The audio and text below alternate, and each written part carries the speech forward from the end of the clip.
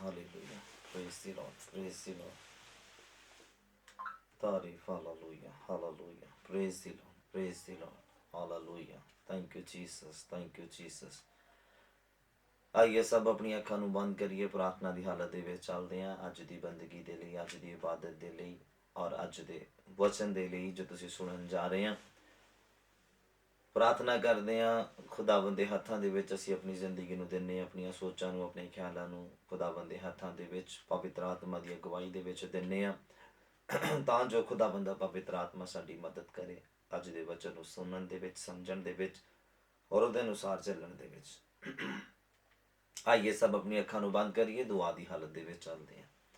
ਸੱਚਾ ਜ਼ਿੰਦਾ ਮਿਹਰਬਾਨ ਖੁਦਾਵੰਦ ਪਿਤਾ ਪਰਮੇਸ਼ਵਰ, ਪ੍ਰਭੂ ਯਿਸੂ ਮਸੀਹ ਦੇ ਜ਼ਿੰਦਾ ਨਾਮ 'ਚ ਤੁਹਾਡਾ ਸ਼ੁਕਰ ਕਰਦੇ ਹਾਂ ਇਸ ਬੜੇ ਹੀ ਆਦਰਯੋਗ ਸਮੇਂ ਦੇ ਲਈ ਜੋ ਸਾਡੀ ਜ਼ਿੰਦਗੀ 'ਚ ਬਖਸ਼ਿਆ। ਸ਼ੁਕਰਗੁਜ਼ਾਰ ਹਾਂ ਪ੍ਰਭੂ, ਤੁਹਾਡੀ ਤਾਰੀਫ ਕਰਦੇ ਹਾਂ, ਤੁਹਾਡੇ ਨਾਮ ਨੂੰ ਆਨਰ ਦਿੰਦੇ ਹਾਂ। ਮੇਰੇ ਪਰਮੇਸ਼ਵਰ, ਤੁਸੀਂ ਜੋ ਸਾਨੂੰ ਸਾਹ ਬਖਸ਼ੇ, ਤੁਸੀਂ ਜੋ ਸਾਨੂੰ ਜ਼ਿੰਦਾ ਰੱਖਿਆ, ਤੁਸੀਂ ਜੋ ਸਾਨੂੰ ਆਪਣੀ ਹਜ਼ੂਰੀ ਦੇ ਵਿੱਚ ਰੱਖਿਆ ਮੇਰੇ ਪ੍ਰਭੂ, ਹਰ ਪਾਪ, ਹਰ ਬੁਰਾਈ ਤੋਂ, ਹਰ ਗਲਤ ਸੋਚ ਤੋਂ, ਗਲਤ ਕੰਮਾਂ ਤੋਂ ਬਚਾਇਆ ਮੇਰੇ ਪਰਮੇਸ਼ਵਰ।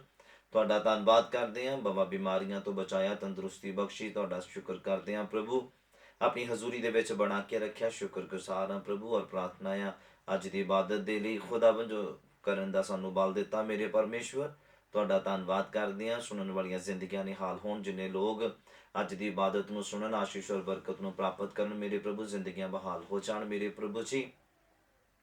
ਅੱਜ ਦੇ ਵਚਨ ਦੇ ਦੁਆਰਾ ਖੁਦਾਵੰਦ ਤੁਹਾਡੇ ਲੋਕਾਂ ਨੂੰ ਸਿੱਖਣ ਦੇ ਵਿੱਚ ਮਿਲੇ ਮੇਰੇ ਪਰਮੇਸ਼ਵਰ, ਕਿ ਤੁਹਾਡੇ ਲੋਕ ਆਤਮਕ ਤਰੱਕੀ ਕਰਨ ਮੇਰੇ ਪ੍ਰਭੂ, ਵਚਨ ਦੀ ਗਹਿਰਾਈ ਨੂੰ ਸਮਝਣ, ਵਚਨ ਨੂੰ ਹੋਰ ਵੀ ਜ਼ਿਆਦਾ ਡੀਪਲੀ ਸਮਝਣ ਦਾ ਇਹਨਾਂ ਨੂੰ ਬਲ ਦਿਓ ਮੇਰੇ ਪਰਮੇਸ਼ਵਰ।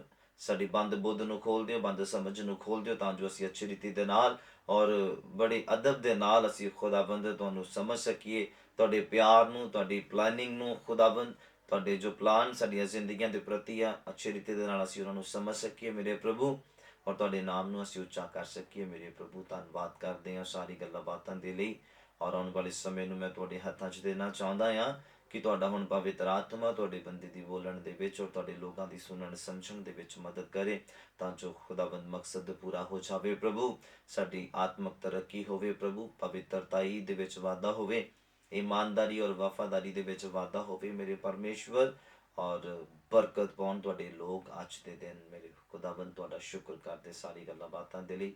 ਪਾਕ ਗੁਰੂ, ਤੁਸੀਂ ਆਪਣਾ ਕਬਜ਼ਾ ਲਓ ਸਾਡੀਆਂ ਜ਼ਿੰਦਗੀਆਂ ਦੇ ਉੱਪਰ, ਯਿਸੂ ਮਸੀਹ ਦੇ ਨਾਮ ਵਿੱਚ ਮੰਗਦੇ ਹਾਂ, ਆਮੀਨ। God bless. ਖੁਦਾਵੰਦ ਤੁਹਾਨੂੰ ਸਾਰਿਆਂ ਨੂੰ ਆਸ਼ੀਸ਼ ਔਰ ਬਰਕਤ ਦੇਵੇ, ਜੋ ਬੜੇ ਹੀ ਅਦਬ ਦੇ ਨਾਲ, ਬੜੀ ਅਧੀਨਗੀ ਦੇ ਨਾਲ ਤੁਸੀਂ ਅੱਜ ਖੁਦਾਵੰਦ ਦੇ ਕਲਾਮ ਨੂੰ ਸੁਣਨ ਦੇ ਲਈ ਬੜੀ ਅਧੀਨਗੀ ਦੇ ਨਾਲ ਖੁਦਾਵੰਦ ਦੀ ਹਜ਼ੂਰੀ ਦੇ ਵਿੱਚ ਬੈਠੇ ਹੋ। ਇੱਕ ਆਸ ਦੇ ਵਿੱਚ ਬੈਠੇ ਹਾਂ ਕਿ ਤੁਸੀਂ ਖੁਦਾਵੰਦ ਦੇ ਬਚਨ ਦੇ ਵਿੱਚੋਂ ਕੁਝ ਗੱਲਾਂ ਸਿੱਖਣੀਆਂ ਆ ਔਰ ਜਿਹਦੇ ਅਨੁਸਾਰ ਤੁਸੀਂ ਆਪਣੇ ਜੀਵਨ ਨੂੰ ਚਲਾਉਣਾ ਆ, ਔਰ ਫਿਰ ਖੁਦਾਵੰਦ ਦੇ ਕੋਲੋਂ ਤੁਸੀਂ ਬਰਕਤ ਨੂੰ ਹਾਸਲ ਕਰਨਾ ਆ।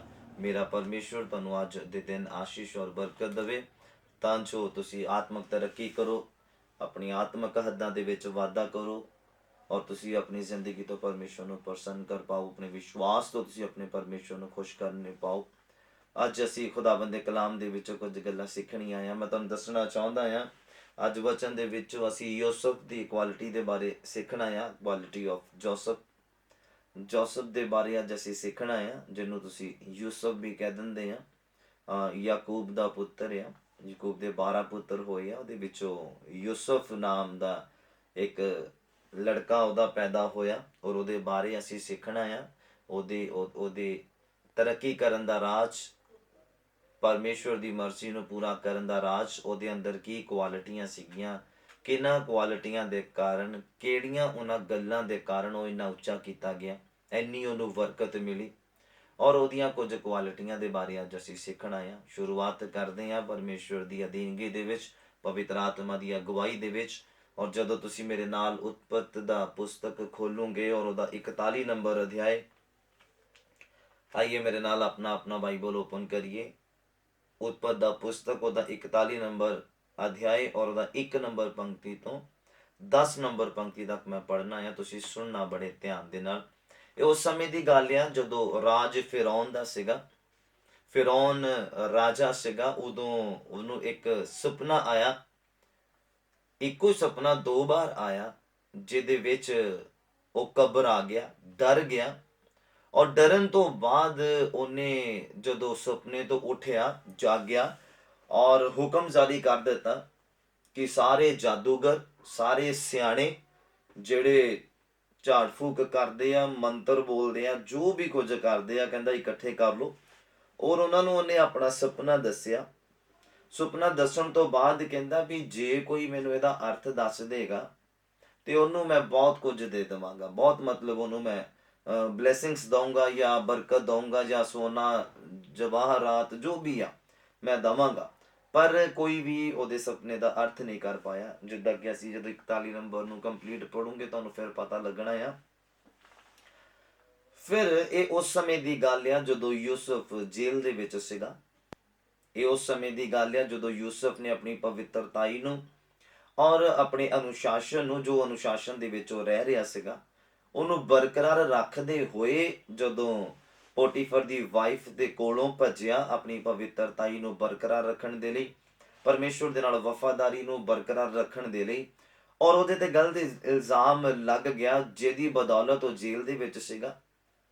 ਔਰ ਜੇਲ੍ਹ ਦੇ ਵਿੱਚ ਜਦੋਂ ਫਿਰੌਨ ਦੇ ਦੋ ਸਿਪਾਹੀ ਜਾਂ ਲਗਾ ਲਓ ਜਾਂ ਫਿਰੌਨ ਦੇ ਜਿਹੜੇ ਦੋ ਬਹੁਤ ਖਾਸ ਜਿਹੜੇ ਸੇਵਾਦਾਰ ਸੀਗੇ, ਜਦੋਂ ਉਹਨਾਂ ਦੇ ਕੋਲੋਂ ਗਲਤੀ ਹੋਈ ਔਰ ਉਹਨਾਂ ਦੋਨੋਂ ਹੀ ਸੇਵਾਦਾਰਾਂ ਨੂੰ ਜਦੋਂ ਉਸੇ ਬੰਦੀਖਾਨੇ ਦੇ ਵਿੱਚ ਪਾ ਦਿੱਤਾ ਗਿਆ ਜਿਹਦੇ ਵਿੱਚ ਯੂਸਫ ਸੀਗਾ। ਯੂਸਫ ਦੇ ਅੰਦਰ ਜਿਹੜੀਆਂ ਕੁਆਲਿਟੀਆਂ ਸੀਗੀਆਂ ਨਾ, ਉਹ ਸ਼ੁਰੂਆਤ ਦੇ ਵਿੱਚ ਹੀ ਉਹਨੂੰ ਉੱਚਾ ਕਰਨ ਵਾਲੀਆਂ ਸੀਗੀਆਂ। ਉਹਦਾ ਮੈਂ ਤੁਹਾਨੂੰ ਕਾਰਨ ਦੱਸਦਾ ਆ। ਉਹਦੇ ਅੰਦਰ ਨਿਮਰਤਾ ਬਹੁਤ ਸੀਗੀ, ਅਧੀਨਗੀ ਬਹੁਤ ਸੀਗੀ, ਪਿਆਰ ਬਹੁਤ ਸੀਗਾ, ਅਨੁਸ਼ਾਸਨ ਦੇ ਵਿੱਚ ਰਹਿਣ ਵਾਲਾ ਸੀਗਾ ਔਰ ਆਗਿਆਕਾਰੀ ਕਰਨ ਵਾਲਾ ਸੀਗਾ। ਔਰ ਉਹਦਾ ਅਗਰ ਤੁਸੀਂ ਧਿਆਨ ਦਿਓ, ਸਟੋਰੀ ਨੂੰ ਪੜ੍ਹੋ, ਤੁਹਾਨੂੰ ਫਿਰ ਪਤਾ ਚੱਲੇਗਾ ਕਿ ਜਦੋਂ ਯੂਸਫ ਆਪਣੇ ਭਰਾਵਾਂ ਨੂੰ ਇੱਕ ਸੁਪਨਾ ਦੇਖਦਾ ਕਿ ਤੁਹਾਡੀਆਂ ਭਰੀਆਂ ਨੇ ਮੇਰੀ ਭਰੀ ਨੂੰ ਨਮਸਕਾਰ ਕੀਤਾ ਸਿਰ ਝੁਕਾ ਕੇ ਜਾਂ ਉਦਾਂ ਝੁਕ ਕੇ, ਤੇ ਉਹਦੇ ਭਰਾ ਉਹਦੇ ਨਾਲ ਵੈਰ ਕਰਨ ਲੱਗ ਗਏ। ਤੇ ਬਾਈਬਲ ਕਹਿੰਦਾ ਹੈ ਕਿ ਜਦੋਂ ਉਹਦੇ ਭਰਾਵਾਂ ਨੇ ਯੂਸਫ ਨੂੰ ਵੇਚ ਦਿੱਤਾ, ਕਿਉਂਕਿ ਉਹ ਖਾਰ ਕਰਨ ਲੱਗ ਗਏ ਸੀ, ਉਹਨੂੰ ਮਾਰਿਆ, ਟੋਏ ਦੇ ਵਿੱਚ ਸੁੱਟ ਦਿੱਤਾ ਜ਼ਖਮੀ ਕਰਕੇ। ਜਦੋਂ ਉਹਨਾਂ ਨੇ ਜ਼ਖਮੀ ਕਰਨ ਤੋਂ ਬਾਅਦ ਮਿਸਰੀਆਂ ਦੇ ਹੱਥ ਦੇ ਵਿੱਚ ਵੇਚ ਦਿੱਤਾ ਤੇ ਉਹ ਫਿਰ ਪੋਟੀਫਰ ਦੇ ਘਰ ਦੇ ਵਿੱਚ ਉਹ ਵੇਚਿਆ ਗਿਆ ਜਾਂ ਉੱਥੇ ਪਹੁੰਚਿਆ। ਨੌਕਰ ਦੇ ਤੌਰ ਤੇ ਉਹਨੇ ਕੰਮ ਕੀਤਾ, ਬਟ ਉਹਦਾ ਅਨੁਸ਼ਾਸਨ, ਉਹਦੀ ਅਧੀਨਗੀ, ਉਹਦਾ ਪਿਆਰ, ਉਹਦੀ ਧਾਰਮਿਕਤਾ ਨੇ ਉਹਨੂੰ ਉੱਚਾ ਕੀਤਾ। ਬਾਈਬਲ ਕਹਿੰਦਾ ਪੋਟੀਫਰ ਨੇ ਆਪਣੀ ਵਾਈਫ ਤੋਂ ਛੁੱਟ ਸਾਰੀਆਂ ਜ਼ਿੰਮੇਵਾਰੀਆਂ ਉਹਨੂੰ ਦੇ ਦਿੱਤੀਆਂ, ਉਹਦੇ ਅਧੀਨ ਕਰ ਦਿੱਤਾ। ਆਪਣਾ ਸਾਰਾ ਕਾਰੋਬਾਰ ਸਭ ਕੁਝ ਯੂਸਫ ਦੇ ਅਧੀਨ ਕਰ ਦਿੱਤਾ। ਮਤਲਬ ਯੂਸਫ ਹਾਂ ਕਰੇਗਾ ਤਾਂ ਹਾਂ ਹੋਏਗੀ, ਯੂਸਫ ਨਾ ਕਰੇਗਾ ਤੇ ਨਾ ਹੋਏਗੀ। ਇਹ ਸਾਰੀਆਂ ਗੱਲਾਂ ਦੇ ਉੱਪਰ ਉਹਨੂੰ ਅਧਿਕਾਰ ਦੇ ਦਿੱਤਾ, ਆਪਣੇ ਘਰ ਦਾ, ਆਪਣੇ ਬਿਜ਼ਨਸ ਦਾ, ਸਭ ਕਾਸੇ ਦਾ। ਔਰ ਜਦੋਂ ਉਹਦੀ ਵਾਈਫ, ਪੋਟੀਫਰ ਦੀ ਵਾਈਫ ਨੇ ਉੱਤੇ ਗਲਤ ਇਲਜ਼ਾਮ ਲਗਾ ਕੇ ਉਹਨੂੰ ਜੇਲ੍ਹ ਦੇ ਵਿੱਚ ਪਾ ਦਿੱਤਾ। ਜੇਲ੍ਹ ਦੇ ਵਿੱਚ ਵੀ ਉਹ ਉੱਚਾ ਹੀ ਕੀਤਾ ਗਿਆ। ਕਿੱਦਾਂ ਕੀਤਾ ਗਿਆ? ਜਦੋਂ ਉੱਥੇ ਜਿੰਨੇ ਕੈਦੀ ਸੀਗੇ ਉਹ ਸਾਰੇ ਯੂਸਫ ਦੀ ਅਧੀਨਗੀ ਦੇ ਵਿੱਚ ਸੀਗੇ। ਜਦੋਂ ਤੁਸੀਂ ਬਾਈਬਲ ਨੂੰ ਪੜ੍ਹੋ ਤੁਹਾਨੂੰ ਪਤਾ ਲੱਗੇਗਾ ਉਹ ਸਾਰੇ ਕੈਦੀ ਜਿਹੜੇ ਆ ਯੂਸਫ ਦੀ ਅਧੀਨਗੀ ਦੇ ਵਿੱਚ ਕਰ ਦਿੱਤੇ ਗਏ। ਔਰ ਫਿਰ ਜਦੋਂ ਆ ਫਿਰੌਨ ਦੇ ਦੋ ਜਿਹੜੇ ਸੇਵਾਦਾਰ ਸੀਗੇ, ਰਸੋਈਆ ਸੀਗਾ ਜਾਂ ਖੁਸਰਾ ਸੀਗਾ, ਕੋਈ ਵੀ ਸੀਗਾ ਜਿਹੜਾ ਮੈਂ ਪਿਲਾਉਂਦਾ ਸੀਗਾ ਉਹਨੂੰ, ਜ਼ਿਆਦਾ ਗਿਲਾਸ ਫੜਦਾ ਸੀਗਾ, ਉਹਨਾਂ ਨੂੰ ਵੀ ਜਦੋਂ ਗਲਤੀ ਦੇ ਕਾਰਨ ਸਜ਼ਾ ਮਿਲੀ, ਕੈਦ ਦੇ ਵਿੱਚ ਆਏ, ਉਹ ਵੀ ਯੂਸਫ ਦੀ ਅਧੀਨਗੀ ਦੇ ਵਿੱਚ ਆਏ। ਯੂਸਫ ਉਹਨਾਂ ਦੇ ਉੱਪਰ ਸੀਗਾ, ਕੈਦੀਆਂ ਦੇ ਸਾਰਿਆਂ ਦੇ ਉੱਪਰ ਉਹ ਅਧਿਕਾਰ ਰੱਖਦਾ ਸੀਗਾ। ਔਰ ਉਸ ਤੋਂ ਬਾਅਦ ਕੀ ਹੋਇਆ, ਉਹਨਾਂ ਦੋਨੇ ਫਿਰੌਨ ਦੇ ਰਾਜੇ ਦੇ ਸੇਵਾਦਾਰਾਂ ਨੇ ਸੁਪਨਾ ਦੇਖਿਆ ਰਾਤ ਦੇ ਵੇਲੇ। ਔਰ ਸੁਪਨਾ ਦੇਖਿਆ ਔਰ ਦੋਨੋਂ ਉੱਠ ਖੜੇ ਹੋਏ, ਆਪਸ ਦੇ ਵਿੱਚ ਹੀ ਗੱਲਬਾਤ ਕਰਨ ਲੱਗੇ। ਫਿਰ ਯੂਸਫ ਨੇ ਪੁੱਛਿਆ ਤੁਸੀਂ ਕੀ ਹੋਇਆ, ਕਿਉਂ ਤੁਸੀਂ ਆਪਸ ਦੇ ਵਿੱਚ ਗੱਲਬਾਤ ਕਰਦੇ ਆ? ਤੇ ਦੋਨਾਂ ਨੇ ਫਿਰ ਆਪਣਾ ਆਪਣਾ ਸੁਪਨਾ ਦੱਸਿਆ। ਔਰ ਯੂਸਫ ਨੇ ਫਿਰ ਦੇਖੋ ਖੁਦਾਬੰਦੀ ਪਲੈਨਿੰਗ, ਯੂਸਫ ਦੀ ਨਮਰਤਾ, ਯੂਸਫ ਦੀ ਅਧੀਨਗੀ, ਯੂਸਫ ਦਾ ਅਨੁਸ਼ਾਸਨ ਦੇ ਵਿੱਚ ਰਹਿਣਾ, ਆਪਣੀ ਜ਼ਿੰਦਗੀ ਦੀ ਰਾਖੀ ਕਰਨੀ, ਆਪਣੀ ਪਵਿੱਤਰਤਾਈ ਦੀ, ਆਪਣੀ ਆਤਮਿਕਤਾ ਦੀ ਰਾਖੀ ਕਰਨੀ। ਔਰ ਦੇਖੋ ਖੁਦਾਵੰਦ ਫਿਰ ਉਹਨੂੰ ਕਿੱਦਾਂ ਉੱਚਾ ਕਰਦਾ। ਉਹਨਾਂ ਦੋਨਾਂ ਦੇ ਸੁਪਨਿਆਂ ਦਾ ਅਰਥ ਦੱਸਿਆ। ਇੱਕ ਨੂੰ ਦੱਸਿਆ ਕਿ ਫਿਰੌਨ ਜਿਹੜਾ ਆ ਤੇਰਾ ਸਿਰ ਧੜ ਤੋਂ ਅਲੱਗ ਕਰ ਦੇਗਾ। ਦੂਸਰੇ ਨੂੰ ਦੱਸਿਆ ਕਿ ਤੂੰ ਫਿਰ ਆਪਣੇ ਅਹੁਦੇ ਤੇ ਬਹਾਲ ਕੀਤਾ ਜਾਏਗਾ। ਔਰ ਜਦੋਂ ਤੂੰ ਆਪਣੇ ਅਹੁਦੇ ਤੇ ਬਹਾਲ ਕੀਤਾ ਜਾਏਗਾ ਤੇ ਯੂਸਫ ਕਹਿੰਦਾ ਮੈਨੂੰ ਯਾਦ ਕਰੀ, ਕਹਿੰਦਾ ਮੈਨੂੰ ਯਾਦ ਰੱਖੀ, ਕਹਿੰਦਾ ਯਾਦ ਕਰੀ, ਕਿਉਂਕਿ ਖੁਦ ਵੀ ਉਹ ਕਹਿੰਦਾ ਮੈਂ ਇੱਥੇ ਕਿਸੇ ਅਪਰਾਧ ਦੇ ਕਰਕੇ ਜੇਲ੍ਹ ਦੇ ਵਿੱਚ ਨਹੀਂ ਆਇਆ, ਮੈਂ ਫਸਾਇਆ ਗਿਆ ਆ, ਮੈਨੂੰ ਝੂਠੇ ਇਲਜ਼ਾਮ ਦੇ ਵਿੱਚ ਇੱਥੇ ਭੇਜਿਆ ਗਿਆ ਜੇਲ੍ਹ ਦੇ ਵਿੱਚ। ਪਰ ਕਹਿੰਦਾ ਜਦੋਂ ਤੂੰ ਬਾਹਰ ਜਾਏ, ਆਪਣੇ ਅਹੁਦੇ ਤੇ ਬਹਾਲ ਕੀਤਾ ਜਾਵੇਂ ਫਿਰੌਨ ਦੇ ਦੁਆਰਾ, ਤੇ ਕਹਿੰਦਾ ਮੈਨੂੰ ਯਾਦ ਕਰੀ, ਕਹਿੰਦਾ ਮੇਰੇ ਤੇ ਤਰਸ ਖਾਈ ਔਰ ਮੇਰੇ ਤੇ ਮੈਨੂੰ ਯਾਦ ਕਰੀ।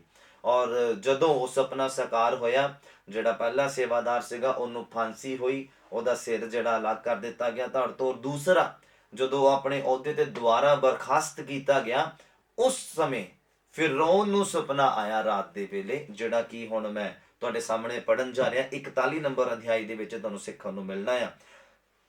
ਉਤਪਤ ਦਾ ਪੁਸਤਕ ਉਹਦਾ 41 ਨੰਬਰ ਅਧਿਆਇ, ਉਹਦਾ 1 ਨੰਬਰ ਪੰਕਤੀ ਤੋਂ ਮੈਂ 10 ਨੰਬਰ ਪੰਕਤੀ ਤੱਕ ਪੜਨਾ ਹੈ। ਫਿਰ ਤੁਹਾਨੂੰ ਉਹਦੀਆਂ ਕੁਆਲਿਟੀਆਂ ਵੀ ਦੱਸਾਂਗਾ। ਪਹਿਲਾਂ ਆਪਾਂ ਸਟੋਰੀ ਨੂੰ ਸਮਝਣ ਦੀ ਕੋਸ਼ਿਸ਼ ਕਰੀਏ। ਯੂਸਫ ਦਾ ਉੱਚਾ ਹੋਣਾ, ਵਧਾਇਆ ਜਾਣਾ, ਅਮੀਰ ਹੋਣਾ, ਉਹਦੇ ਕਾਰਨ ਜਿਹੜੇ ਸੀਗੇ ਉਹ ਆਪਾਂ ਪੜਨੇ। ਕੁਆਲਿਟੀਆਂ ਕੀ ਸੀਗੀਆਂ ਉਹਦੇ ਅੰਦਰ। ਲਿਖਿਆ ਤਾਂ ਇਉਂ ਹੋਇਆ ਕਿ ਪੂਰੇ 2 ਸਾਲਾਂ ਦੇ ਅੰਤ ਦੇ ਵਿੱਚ ਫਿਰੌਨ ਨੇ ਸੁਪਨਾ ਦੇਖਿਆ। ਤਾਂ ਵੇਖੋ, ਉਹ ਦਰਿਆ ਦੇ ਕੋਲ ਖਲੋਤਾ ਆ। ਫਿਰੌਨ ਰਾਜਾ ਇੱਕ ਸੁਪਨਾ ਦੇਖਦਾ ਪਿਆ ਆ ਕਿ ਉਹ ਦਰਿਆ ਦੇ ਕੋਲ ਖਲੋਤਾ ਖੜਾ ਆ, ਤੇ ਦੇਖੋ ਦਰਿਆ ਦੇ ਵਿੱਚੋਂ 7 ਗਾਈਆਂ ਜਿਹੜੀਆਂ ਸੋਹਣੀਆਂ ਅਤੇ ਸਰੀਰ ਦੀਆਂ ਮੋਟੀਆਂ ਸਨ, ਨਿਕਲੀਆਂ ਅਰ ਛੰਭ ਦੇ ਵਿੱਚੋਂ ਚੁਗਣ ਲੱਗ ਪਈਆਂ। ਦਰਿਆ ਦੇ ਕੋਲ ਉਹ ਖਲੋਤਾ ਪਿਆ ਆ, ਫਿਰੌਨ ਸੁਪਨਾ ਦੇਖਦਾ ਪਿਆ। ਔਰ ਦੇਖਦੇ ਦੇਖਦੇ ਕੀ ਹੁੰਦਾ ਆ ਕਿ ਦਰਿਆ ਦੇ ਵਿੱਚੋਂ 7 ਗਾਵਾਂ ਨਿਕਲਦੀਆਂ, ਜਿਹੜੀਆਂ ਬਹੁਤ ਸੋਹਣੀਆਂ, ਹੱਟੀਆਂ ਗੱਟੀਆਂ ਮੋਟੀਆਂ। ਔਰ ਲਿਖਿਆ, ਉਹ ਜਦੋਂ ਦਰਿਆ ਦੇ ਵਿੱਚੋਂ ਨਿਕਲੀਆਂ ਤੇ ਉਹ ਘਾਹ ਚੁਗਣ ਲੱਗ ਗਈਆਂ। ਔਰ ਉਸ ਤੋਂ ਬਾਅਦ ਕੀ ਵੇਖਦਾ, ਕਹਿੰਦਾ ਵੇਖੋ ਉਹਨਾਂ ਦੇ ਮਗਰੋਂ 7 ਗਾਈਆਂ ਹੋਰ, ਜਿਹੜੀਆਂ ਕੁਸੋਣੀਆਂ, ਮਤਲਬ ਵੱਧ ਸੋਹਣੀਆਂ ਲਾ ਲਓ, ਕੁਸੋਣੀਆਂ ਅਤੇ ਸਰੀਰ ਦੀਆਂ ਲਿੱਸੀਆਂ ਸਨ, ਦਰਿਆ ਦੇ ਵਿੱਚੋਂ ਨਿਕਲੀਆਂ ਤੇ ਦਰਿਆ ਦੇ ਪੱਤਣ ਉੱਤੇ ਉਹਨਾਂ ਗਾਈਆਂ ਦੇ ਕੋਲ ਖਲੋ ਗਈਆਂ। ਪਹਿਲਾਂ ਸੋਹਣੀਆਂ ਗਾਵਾਂ ਨਿਕਲੀਆਂ 7, ਫਿਰ ਉਸ ਤੋਂ ਬਾਅਦ 7 ਹੋਰ ਗਾਈਆਂ ਕੁਸੋਣੀਆਂ ਨਿਕਲੀਆਂ ਔਰ ਉਹਨਾਂ ਦੇ ਨਾਲ ਹੀ ਆ ਕੇ ਖੜ ਗਈਆਂ।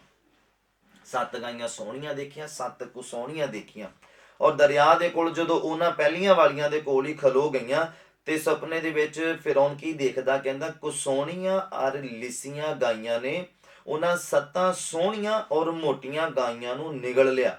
ਤਾਂ ਫਿਰੌਨ ਜਾਗ ਉੱਠਿਆ, ਸੁਪਨਾ ਟੁੱਟ ਗਿਆ ਉਹਦਾ। ਕਿੱਦਾਂ? ਕਹਿੰਦਾ ਸੋਹਣੀਆਂ ਗਾਈਆਂ ਜਿਹੜੀਆਂ ਸੀਗੀਆਂ ਔਰ ਜਿਹੜੀਆਂ ਨਹੀਂ ਸੋਹਣੀਆਂ ਸੀ, ਕੁਸੋਣੀਆਂ ਸੀ, ਉਹਨਾਂ ਨੇ ਸੋਹਣੀਆਂ ਹੱਟੀਆਂ ਗੱਟੀਆਂ ਮੋਟੀਆਂ ਗਾਵਾਂ ਨੂੰ ਖਾ ਲਿਆ। ਤੇ ਕਹਿੰਦੇ ਫਿਰੌਨ ਦੀ ਫਿਰ ਜਾਗ ਖੁੱਲ ਗਈ। ਉਸ ਤੋਂ ਬਾਅਦ ਫਿਰੌਨ ਫਿਰ ਸੁੱਤਾ।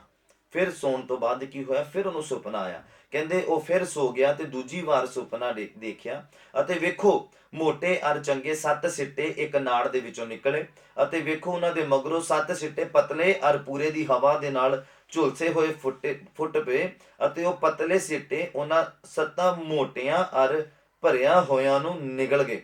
ਤਾਂ ਫਿਰ ਉਹ ਜਾਗ ਉੱਠਿਆ ਅਤੇ ਵੇਖੋ ਇਹ ਸੁਪਨਾ ਸੀਗਾ। ਘਬਰਾਇਆ ਜਦੋਂ ਦੁਬਾਰਾ ਤੋਂ ਇੱਕ ਫਿਰ ਸੁਪਨਾ ਦੇਖਿਆ ਕਿ ਸਿੱਟੇ ਜਿਹੜੇ ਸੀਗੇ, ਮੋਟੇ ਜਿਹੜੇ ਸੀਗੇ, ਵਧੀਆ ਸੀਗੇ, ਉਹਨਾਂ ਨੂੰ ਪਤਲੇ ਜਿਹੜੇ ਸਿੱਟੇ ਹਵਾ ਦੇ ਨਾਲ ਝੁਲਸਣ ਵਾਲੇ ਸੀ, ਉਹਨਾਂ ਨੇ ਉਹਨਾਂ ਨੂੰ ਨਿਗਲ ਲਿਆ ਜਾਂ ਖਤਮ ਕਰ ਦਿੱਤਾ ਉਹਨਾਂ ਨੂੰ। ਤੇ ਫਿਰੌਨ ਦੀ ਜਾਗ ਖੁੱਲ ਗਈ। ਤੇ ਲਿਖਿਆ ਇਹ ਸੁਪਨਾ ਸੀਗਾ ਤਾਂ ਇਉਂ ਹੋਇਆ ਕਿ ਸਵੇਰੇ ਹੀ ਉਹਦਾ ਆਤਮਾ ਘਾਬਰ ਗਿਆ। ਫਿਰੌਨ ਦਾ ਆਤਮਾ ਘਾਬਰ ਗਿਆ, ਕਿਉਂਕਿ ਫਿਰੌਨ ਸਮਝ ਗਿਆ ਸੀਗਾ ਕਿ ਇਸ ਸੁਪਨੇ ਦਾ ਕੋਈ ਮਕਸਦ ਆ, ਇਸ ਸਮੇਂ ਦਾ ਕੋਈ ਕਾਰਨ ਆ। ਸੁਪਨਾ ਜਿਹੜਾ ਆ ਮੈਨੂੰ ਆਇਆ ਆ, ਮੈਨੂੰ ਪਰਮੇਸ਼ਵਰ ਨੇ ਦਿਖਾਇਆ ਆ ਜਾਂ ਰੱਬ ਨੇ ਦਿਖਾਇਆ ਆ। ਇਹ ਇੱਕ ਵਾਰੀ ਨਹੀਂ ਹੁੰਦਾ, ਜੇ 2 ਵਾਰੀ ਹੋ ਗਿਆ ਤੇ ਗੱਲ ਯਕੀਨੀ ਆ ਵੀ ਇਹ ਕੁਝ ਹੋਣ ਵਾਲਾ ਆ। ਔਰ ਉਸ ਤੋਂ ਬਾਅਦ ਕਹਿੰਦੇ ਫਿਰੌਨ ਦਾ ਆਤਮਾ ਜਿਹੜਾ ਘਾਬਰ ਗਿਆ, ਤਾਂ ਉਸਨੇ ਮਿਸਰ ਦੇ ਸਾਰੇ ਜਾਦੂਗਰ, ਸਾਰੇ ਸਿਆਣੇ ਸੱਦ ਘੱਲੇ। ਤਾਂ ਫਿਰੌਨ ਨੇ ਉਹਨਾਂ ਨੂੰ ਆਪਣਾ ਸੁਪਨਾ ਦੱਸਿਆ, ਪਰ ਕੋਈ ਵੀ ਫਿਰੌਨ ਨੂੰ ਉਹਨਾਂ ਦਾ ਅਰਥ ਨਾ ਦੱਸ ਸਕਿਆ। ਸਾਰੇ ਸਿਆਣੇ ਬੁਲਾ ਲਏ, ਸਾਰੇ ਜਾਦੂਗਰ ਬੁਲਾ ਲਏ ਜਿਹੜੇ ਉਸ ਸਮੇਂ ਸੀਗੇ, ਪਰ ਕੋਈ ਵੀ ਸੁਪਨੇ ਦਾ ਅਰਥ ਨਾ ਦੱਸ ਸਕਿਆ। ਤਾਂ ਸਾਕੀਆਂ ਦੇ ਸਰਦਾਰ, ਜਿਹੜਾ ਬਚਾਇਆ ਗਿਆ ਸੀ, ਦੁਬਾਰਾ ਆਪਣੇ ਅਹੁਦੇ ਤੇ ਬਰਖਾਸਤ ਕੀਤਾ ਗਿਆ ਸੀਗਾ, ਕਹਿੰਦੇ ਸਾਕੀਆਂ ਦੇ ਸਰਦਾਰ ਨੇ ਫਿਰੌਨ ਨਾਲ ਇਹ ਗੱਲ ਕੀਤੀ ਕਿ ਅੱਜ ਮੈਂ ਆਪਣੇ ਪਾਪ ਨੂੰ ਚੇਤੇ ਕੀਤਾ। ਕਹਿੰਦਾ ਅੱਜ ਮੈਨੂੰ ਆਪਣਾ ਪਾਪ ਯਾਦ ਆਇਆ ਕਿ ਮੇਰੇ ਕੋਲ ਇੱਕ ਪਾਪ ਹੋ ਗਿਆ। ਕੀ ਪਾਪ ਹੋਇਆ? ਕਿ ਮੈਨੂੰ ਜੇਲ੍ਹ ਦੇ ਵਿੱਚ ਇੱਕ ਯੂਸਫ ਨਾਮ ਦਾ ਬੰਦਾ ਸੀਗਾ, ਜੋ ਕੁਝ ਮੇਰੇ ਨਾਲ ਹੋਇਆ, ਜੋ ਕੁਝ ਨਾਲ ਦੇ ਸੇਵਾਦਾਰ ਦੇ ਨਾਲ ਹੋਇਆ, ਮੈਨੂੰ ਸੁਪਨਾ ਆਇਆ ਸੀ, ਪਰ ਉਹਨੇ ਦੱਸ ਦਿੱਤਾ ਸੀ ਵੀ ਏਦਾਂ ਏਦਾਂ ਤੁਹਾਡੇ ਨਾਲ ਹੋਣਾ, ਵੀ ਤੂੰ ਦੁਬਾਰਾ ਬਰਖਾਸਤ ਕੀਤਾ ਜਾਣਾ ਆ, ਉਹ ਮਾਰਿਆ ਜਾਣਾ ਆ। ਔਰ ਉਦਾਂ ਹੀ ਹੋਇਆ। ਕਹਿੰਦਾ ਉਹਨੇ ਮੈਨੂੰ ਇੱਕ ਗੱਲ ਕਹੀ ਸੀ ਕਿ ਜਦ ਤੂੰ ਫਿਰੌਨ ਦੇ ਕੋਲ ਜਾਵੇਂ ਜਾਂ ਆਪਣੇ ਅਹੁਦੇ ਤੇ ਦੁਬਾਰਾ ਬਰਖਾਸਤ ਹੋਵੇਂ ਤੇ ਮੈਨੂੰ ਯਾਦ ਕਰੀ। ਪਰ ਕਹਿੰਦਾ ਅੱਜ ਮੈਨੂੰ ਹੁਣ ਆਪਣਾ ਪਾਪ ਚੇਤੇ ਆ ਗਿਆ ਆ। ਹਾਲੇਲੂਇਆ। ਕਹਿੰਦਾ ਹੁਣ ਮੈਨੂੰ ਯਾਦ ਆਇਆ ਆ। ਫਿਰ ਬਾਈਬਲ ਕਹਿੰਦਾ ਫਿਰੌਨ ਨੇ ਹੁਕਮ ਜਾਰੀ ਕਰ ਦਿੱਤਾ, ਕਹਿੰਦਾ ਯੂਸਫ ਨੂੰ ਮੇਰੇ ਕੋਲ ਲੈ ਕੇ ਆਓ, ਯੂਸਫ ਨੂੰ ਮੇਰੇ ਸਾਹਮਣੇ ਲੈ ਕੇ ਆਓ। ਕੌਣ ਆ ਉਹ ਬੰਦਾ? ਕਿਹੜਾ ਬੰਦਾ ਆ ਜਿਹੜਾ ਸੁਪਨਿਆਂ ਦਾ ਅਰਥ ਕਰਦਾ ਆ? ਤੇ ਬਾਈਬਲ ਕਹਿੰਦਾ ਜਦੋਂ ਯੂਸਫ ਨੂੰ ਜੇਲ੍ਹ ਦੇ ਵਿੱਚੋਂ ਕੱਢ ਕੇ ਫਿਰੌਨ ਦੇ ਸਾਹਮਣੇ ਲੈ ਕੇ ਆਏ ਆ, ਤੇ ਫਿਰੌਨ ਨੇ ਪੂਰਾ ਅਧਿਆਇ ਤੁਸੀਂ ਪੜ੍ਹੋਗੇ ਤੁਹਾਨੂੰ ਫਿਰ ਪਤਾ ਲੱਗਣਾ, ਸਮਾਂ ਨਹੀਂ ਕਿ ਸਾਰਾ ਪੜ੍ਹੀਏ, ਜਿੰਨੇ ਦੀ ਜ਼ਰੂਰਤ ਸੀ ਉਨਾ ਪੜ੍ਹਿਆ ਗਿਆ ਆ। ਔਰ ਬਾਕੀ ਤੁਸੀਂ ਫ੍ਰੀ ਟਾਈਮ ਮੈਨੂੰ ਕੰਪਲੀਟ ਕਰਨਾ, ਪੜ੍ਹ ਕੇ ਤੁਹਾਨੂੰ ਫਿਰ ਹੋਰ ਅੱਛੀ ਰੀਤੀ ਦੇ ਨਾਲ ਸਮਝ ਆਏਗਾ। ਫਿਰ ਯੂਸਫ ਜਦੋਂ ਫਿਰੌਨ ਦੇ ਸਾਹਮਣੇ ਲਿਆਇਆ ਗਿਆ ਤੇ ਫਿਰ ਫਿਰੌਨ ਨੇ ਦੱਸਿਆ ਕਿ ਪੁੱਛਿਆ ਕਿ ਤੂੰ ਮੇਰੇ ਸੁਪਨੇ ਦਾ ਅਰਥ ਦੱਸ ਸਕਦਾ ਆ? ਕਹਿੰਦਾ ਇਨਸਾਨ ਕੌਣ ਹੈ? ਕਹਿੰਦਾ ਤਾਂ ਪਰਮੇਸ਼ਵਰ ਹੀ ਦੱਸ ਸਕਦਾ ਆ। ਯੂਸਫ ਕਹਿੰਦਾ ਮੈਂ ਕੌਣ ਆ ਤੇਰੇ ਸੁਪਨੇ ਦਾ ਅਰਥ ਦੱਸਣ ਵਾਲਾ? ਕਹਿੰਦਾ ਪਰਮੇਸ਼ਵਰ ਦੱਸ ਸਕਦਾ ਆ, ਪਰਮੇਸ਼ਵਰ ਸਭ ਕੁਝ ਕਰ ਸਕਦਾ ਆ। ਅਗਰ ਤੁਸੀਂ ਅਧੀਨ ਆ, ਅਗਰ ਤੁਸੀਂ ਨਮਰ ਆ, ਅਗਰ ਤੁਸੀਂ ਅਨੁਸ਼ਾਸਨ ਦੇ ਵਿੱਚ ਰਹਿਣ ਵਾਲੇ ਆ, ਅਗਰ ਤੁਸੀਂ ਆਪਣੀ ਆਤਮਿਕ ਜ਼ਿੰਦਗੀ ਦੀ ਰਾਖੀ ਕਰਨ ਵਾਲੇ ਆ, ਅਗਰ ਤੁਸੀਂ ਆਪਣੀ ਪਵਿੱਤਰਤਾ ਦੀ ਰਾਖੀ ਕਰਨ ਵਾਲੇ ਆ, ਤੇ ਪਰਮੇਸ਼ਵਰ ਤੁਹਾਡੇ ਹਮੇਸ਼ਾ ਅੰਗ ਸੰਗ ਰਹੇਗਾ। ਬੋਲੋ ਆਮੀਨ, ਹਾਲੇਲੂਇਆ। ਪਰਮੇਸ਼ਵਰ ਸਦਾ ਹੀ ਉਹ ਪਲਾਨ ਤੁਹਾਡੇ ਅੱਗੇ ਰੱਖੇਗਾ, ਸਿਚੁਏਸ਼ਨ ਉਹੀ ਰੱਖੇਗਾ ਪਰਮੇਸ਼ਵਰ ਜਿਹਦੇ ਵਿੱਚ ਤੁਹਾਡੀ ਤਰੱਕੀ ਹੋਣੀ ਹੋਵੇ। ਔਰ ਅਗਰ ਤੁਹਾਡੀ ਜ਼ਿੰਦਗੀ ਦੇ ਵਿੱਚ ਕੋਈ ਅਗਰ ਬੁਰਾ ਸਮਾਂ ਵੀ ਆਉਂਦਾ ਆ, ਬੁਰੀ ਸਿਚੁਏਸ਼ਨ ਵੀ ਆਉਂਦੀ ਆ, ਉਹਦੇ ਵਿੱਚ ਵੀ ਬੰਦਾ ਪਰਮੇਸ਼ਵਰ ਦਾ ਧੰਨਵਾਦ ਕਰਦਾ ਆ, ਦੁਆ ਕਰਦਾ ਆ, ਬਾਈਬਲ ਪੜ੍ਹਦਾ ਆ, ਪਰਮੇਸ਼ਵਰ ਦੇ ਨਾਲ ਬਣਿਆ ਰਹਿੰਦਾ। ਬੈਡ ਜਿਹੜਾ ਸਿਚੁਏਸ਼ਨ ਹੁੰਦੀ ਆ ਉਹਦੇ ਵਿੱਚ ਵੀ ਅਗਰ ਬੈਡ ਸਿਚੁਏਸ਼ਨ 'ਚ ਬਣੇ ਰਹੋਗੇ ਤਾਂ ਪਰਮੇਸ਼ਵਰ ਫਿਰ ਗੁੱਡ ਸਿਚੁਏਸ਼ਨ 'ਚ ਵੀ ਸਾਨੂੰ ਲੈ ਕੇ ਆਉਂਦਾ ਆ। ਯੂਸਫ ਬੁਰੀ ਸਿਚੁਏਸ਼ਨ 'ਚ ਵੀ ਬਣਿਆ ਰਿਹਾ ਖੁਦਾ ਦੇ ਨਾਲ, ਟਲਿਆ ਨਹੀਂ, ਘਬਰਾਇਆ ਨਹੀਂ, ਮੂੰਹ ਦੇ ਵਿੱਚੋਂ ਕੋਈ ਬੁਰੇ ਸ਼ਬਦ ਨਹੀਂ ਬੋਲੇ ਉਹਨੇ। ਇਹੀ ਉਹਦੀ ਕੁਆਲਿਟੀ ਸੀਗੀ ਜਿਹਦੇ ਕਾਰਨ ਉਹ ਦੁਬਾਰਾ ਤੋਂ ਬਹਾਲ ਕੀਤਾ ਗਿਆ, ਵਧਾਇਆ ਗਿਆ, ਉੱਚਾ ਕੀਤਾ ਗਿਆ। ਬਾਈਬਲ ਕਹਿੰਦਾ ਜਦੋਂ ਉਹਨੇ ਯੂਸਫ ਨੇ ਫਿਰੌਨ ਨੂੰ ਕਿਹਾ ਕਿ ਇਨਸਾਨ ਕੌਣ ਹੈ ਜੋ ਤੇਰੇ ਸੁਪਨੇ ਦਾ ਅਰਥ ਦੱਸ ਸਕੇ? ਕਹਿੰਦਾ ਤਾਂ ਪਰਮੇਸ਼ਵਰ ਹੈ ਜਿਹੜਾ ਦੱਸਣ ਵਾਲਾ ਆ। ਤੇ ਕਹਿੰਦਾ ਦੱਸ ਵੀ ਤੂੰ ਕੀ ਸੁਪਨਾ ਦੇਖਿਆ? ਫਿਰ ਉਹੀ ਗੱਲ, ਸਾਰਾ ਸੁਪਨਾ ਜਿਹੜਾ ਫਿਰੌਨ ਨੇ ਦੁਹਰਾਇਆ ਕਿ ਏਦਾਂ ਏਦਾਂ ਕਰਕੇ 7 ਸੋਹਣੀਆਂ ਗਾਈਆਂ ਦੇਖੀਆਂ, ਫਿਰ ਕੁਸੋਣੀਆਂ ਦੇਖੀਆਂ, ਕੁਸੋਣੀਆਂ ਨੇ 7 ਨੂੰ ਸੋਹਣੀਆਂ ਨੂੰ ਖਾ ਲਿਆ, ਨਿਗਲ ਲਿਆ, ਏਦਾਂ ਸਿੱਟੇ ਦੇਖੇ। ਤੇ ਫਿਰ ਉਹਨੇ ਪਰਮੇਸ਼ਵਰ ਦੇ ਵੱਲੋਂ ਸੁਪਨੇ ਦਾ ਅਰਥ ਜਾਣ ਕੇ, ਯੂਸਫ ਨੂੰ ਸੁਪਨਿਆਂ ਦਾ ਅਰਥ ਕਰਨ ਵਾਲਾ ਵੀ ਕਿਹਾ ਜਾਂਦਾ ਸੀਗਾ। ਹਾਲੇਲੂਇਆ। ਫਿਰ ਕੀ ਹੁੰਦਾ ਕਿ ਜਦੋਂ ਪਰਮੇਸ਼ਵਰ ਦੇ ਕੋਲ ਉਹਨੇ ਅਰਥ ਪਾਇਆ ਔਰ ਫਿਰ ਉਹਨੂੰ ਦੱਸਿਆ ਕਿ ਇਹ ਜਿਹੜੀਆਂ 7 ਸੋਹਣੀਆਂ ਤੁਸੀਂ ਗਾਵਾਂ ਦੇਖੀਆਂ ਆ, ਇਹ ਹੈਗੇ 7 ਸਾਲ ਜਿਹੜੇ ਕਿ ਦੇਸ਼ ਦੇ ਉੱਪਰ ਬਹੁਤ ਵਧੀਆ ਤਰੀਕੇ ਦੇ ਨਾਲ ਲੰਘਣੇ ਆ। ਜ਼ਮੀਨ ਨੇ ਆਪਣਾ ਅੱਛਾ ਫਲ ਦੇਣਾ ਆ, ਸਭ ਕੁਝ ਅੱਛਾ ਰਹਿਣਾ ਆ, ਕੋਈ ਘਾਟਾ ਨਹੀਂ ਪੈਣਾ, ਕੋਈ ਲਾਸ ਨਹੀਂ ਹੋਣਾ, ਕੋਈ ਕਾਲ ਨਹੀਂ ਪੈਣਾ ਆ। ਪਰ ਜਿਹੜੀਆਂ ਤੁਸੀਂ ਕਹਿੰਦਾ 7 ਸੋਹਣੀਆਂ ਗਾਵਾਂ ਦੇਖ ਲਈਆਂ, ਜਿਨ੍ਹਾਂ ਨੇ ਸੋਹਣੀਆਂ ਨੂੰ ਨਿਗਲ ਲਿਆ, ਕਹਿੰਦਾ ਉਹ ਜਿਹੜੀਆਂ ਉਹ ਹੈਗਾ ਕਾਲ ਦਾ ਸਮੇਂ, ਉਹਦੇ ਵਿੱਚ ਕਾਲ ਪੈ ਜਾਣਾ ਆ ਦੇਸ਼ ਦੇ ਉੱਪਰ। ਮਾੜਾ ਮੋਟਾ ਕਾਲ ਨਹੀਂ, ਭਾਰੀ ਕਾਲ ਜਿਹਦੇ ਵਿੱਚ ਲੋਕ ਭੁੱਖੇ ਮਰਨੇ ਆ। ਤੇ ਕਹਿੰਦਾ ਫਿਰ ਇਹਦੇ ਵਿੱਚ ਆਪਾਂ ਨੂੰ ਕੀ ਕਰਨਾ ਚਾਹੀਦਾ ਆ? ਇਹਦੇ ਵਿੱਚ ਆਪਾਂ ਨੂੰ ਹੁਣ ਕੀ ਕਰਨਾ ਚਾਹੀਦਾ ਆ? ਫਿਰੌਨ ਕਹਿੰਦਾ। ਤੇ ਯੂਸਫ ਕਹਿੰਦਾ ਫਿਰ ਤੁਸੀਂ ਇੱਕ ਸਿਆਣਾ ਬੰਦਾ ਲੱਭੋ, ਕੋਈ ਜਿਹੜਾ ਤੁਹਾਡੀ ਨਜ਼ਰਾਂ ਦੇ ਵਿੱਚ ਸਿਆਣਾ ਹੋਵੇ, ਕਿ ਜਿਹੜਾ ਤਾਂ ਪਹਿਲਾਂ 7 ਸਾਲ ਜਿਹੜੇ ਅੱਛੇ ਆ ਉਹਦੇ ਵਿੱਚ ਅੱਛੀ ਪੈਦਾਵਾਰ ਕਰੇ, ਮਤਲਬ ਅੱਛਾ ਅੰਨ ਉਗਾਵੇ, ਉਹਨੂੰ ਜਮਾ ਕਰੇ ਕੋਠਿਆਂ ਦੇ ਵਿੱਚ, ਮਕਾਨਾਂ ਦੇ ਵਿੱਚ, ਕਮਰਿਆਂ ਦੇ ਵਿੱਚ, ਭੜੋਲੀਆਂ ਦੇ ਵਿੱਚ, ਡਰਮਾਂ ਦੇ ਵਿੱਚ, ਇੰਨਾ ਜ਼ਿਆਦਾ, ਕਿਉਂਕਿ ਉਹ 7 ਜਿਹੜੇ ਸਾਲ ਆ ਬਹੁਤ ਅੱਛੇ ਆ। ਉਹਦੇ ਵਿੱਚ ਹਰ ਪਾਸਿਓਂ ਤੁਹਾਨੂੰ ਫਸਲ ਦੀ ਜਿਹੜੀ ਆ 100% ਪੈਦਾਵਾਰ ਮਿਲਣੀ ਆ। ਤੇ ਫਿਰ ਜਿਹੜਾ ਉਹ ਕਾਲ ਦਾ ਸਮੇਂ ਹੋਣਾ 7 ਸਾਲ, ਉਹਦੇ ਵਿੱਚ ਕਹਿੰਦਾ ਆਪਾਂ ਵੀ ਖਾ ਸਕਦੇ ਆ। ਤੇ ਆਪਾਂ ਜਿੱਥੇ ਜਿੱਥੇ ਕਾਲ ਪਿਆ ਹੋਊਗਾ ਉੱਥੇ ਲੋਕਾਂ ਨੂੰ ਆਪਾਂ ਅੰਨ ਵੇਚ ਵੀ ਸਕਦੇ ਆ। ਬਹੁਤ ਅੱਛਾ ਸਾਡਾ ਇੱਕ ਬਿਜ਼ਨਸ ਵੀ ਹੋ ਜਾਏਗਾ, ਕਿਉਂਕਿ ਕਾਲ ਦੇ ਸਮੇਂ ਦੇ ਵਿੱਚ ਕਿਸੇ ਪਾਸੇ ਨਹੀਂ ਅੰਨ ਹੋਣਾ, ਲੋਕਾਂ ਨੇ ਅੰਨ ਤੁਹਾਡੇ ਕੋਲੋਂ ਲੈਣ ਦੇ ਲਈ ਆਉਣਾ ਹੈ। ਕਹਿੰਦਾ ਵੀ ਤੁਸੀਂ ਇੱਕ ਅੱਛਾ ਬੰਦਾ ਲੱਭੋ ਜਿਹੜਾ ਕਿ ਇਸ ਰੀਤੀ ਦੇ ਨਾਲ ਕਰ ਸਕੇ। ਫਿਰੌਨ ਕਹਿੰਦਾ ਤੂੰ ਜੋ ਮੈਨੂੰ ਮੇਰੇ ਸੁਪਨੇ ਦਾ ਅਰਥ ਦੱਸਿਆ, ਤੂੰ ਜੋ ਮੈਨੂੰ ਇਹ ਸਲਾਹ ਦਿੱਤੀ ਹੈ, ਤੇ ਕਹਿੰਦਾ ਤੇਰੇ ਤੋਂ ਜ਼ਿਆਦਾ ਵੱਡਾ ਬੰਦਾ ਸਿਆਣਾ ਮੈਂ ਕਿੱਥੋਂ ਲੱਭ ਕੇ ਲਿਆਵਾਂ?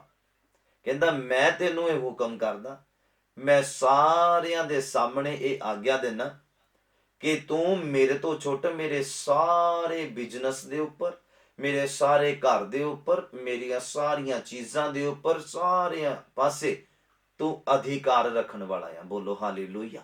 ਤੂੰ ਅਧਿਕਾਰ ਰੱਖਣ ਵਾਲਾ ਆ। ਬਾਈਬਲ ਕਹਿੰਦਾ ਫਿਰੌਨ ਨੇ ਆਪਣੀ ਮੋਹਰ ਲਾਈ, ਮਤਲਬ ਅੰਗੂਠੀ ਮੋਹਰ ਲਾਈ, ਯੂਸਫ ਦੇ ਪਾ ਦਿੱਤੀ, ਯੂਸਫ ਨੂੰ ਦੇ ਦਿੱਤੀ। ਬੋਲੋ ਹਾਲੇਲੂਇਆ। ਇਹ ਆ ਯੂਸਫ ਦੀ ਜਿਹੜੀ ਆ ਨਮਰਤਾ, ਜਿਹੜੀ ਕਿ ਉਹਨੂੰ ਹਰ ਪਾਸੇ ਫੇਵਰ ਦੇ ਰਹੀ ਆ। ਇਹ ਆ ਯੂਸਫ ਦੀ ਕੁਆਲਿਟੀ। ਭਰਾਵਾਂ ਦੇ ਵੱਲੋਂ ਰੱਦਿਆ ਗਿਆ ਈਰਖਾ ਦੇ ਕਾਰਨ, ਔਰ ਫਿਰ ਪੋਟੀਫਰ ਦੇ ਕੋਲੋਂ ਉਹਨੇ ਸਾਰੇ ਉਹਦੇ ਘਰ ਪਰਿਵਾਰ ਦੇ ਉੱਪਰ, ਸਾਰੇ ਬਿਜ਼ਨਸ ਦੇ ਉੱਪਰ ਅਧਿਕਾਰ ਲਿਆ। ਫਿਰ ਉਹ ਜਦੋਂ ਜੇਲ੍ਹ ਦੇ ਵਿੱਚ ਗਿਆ, ਜੇਲ੍ਹ ਤੋਂ ਛੁੱਟਿਆ, ਫਿਰੌਨ ਦੇ ਘਰ ਪਹੁੰਚਿਆ, ਫਿਰੌਨ ਦੇ ਮਹਿਲ ਦੇ ਵਿੱਚ ਪਹੁੰਚਿਆ। ਫਿਰ ਫਿਰੌਨ ਦੇ ਸਾਰੇ ਮਿਸਰ ਦੇ ਉੱਪਰ, ਉਹ ਸਾਰੇ ਫਿਰੌਨ ਦੇ ਰਾਜ ਦੇ ਉੱਪਰ ਉਹਨੂੰ ਅਧਿਕਾਰ ਮਿਲ ਗਿਆ। ਬੋਲੋ ਹਾਲੇਲੂਇਆ। ਔਰ ਫਿਰ ਉਹਨੇ ਇਸੇ ਰੀਤੀ ਦੇ ਨਾਲ ਕੀਤਾ। ਪਹਿਲਾਂ ਉਹ ਲੇਖਾ ਕਰਦੇ ਸੀਗੇ, ਕਿੰਨਾ ਅੰਨ ਜੁੜ ਗਿਆ, ਕਿੰਨੀ ਕਣਕ ਜਮਾ ਹੋ ਗਈ ਆ, ਕਿੰਨਾ ਖਾਣ ਦਾ ਸਮਾਨ ਜੁੜ ਗਿਆ ਆ।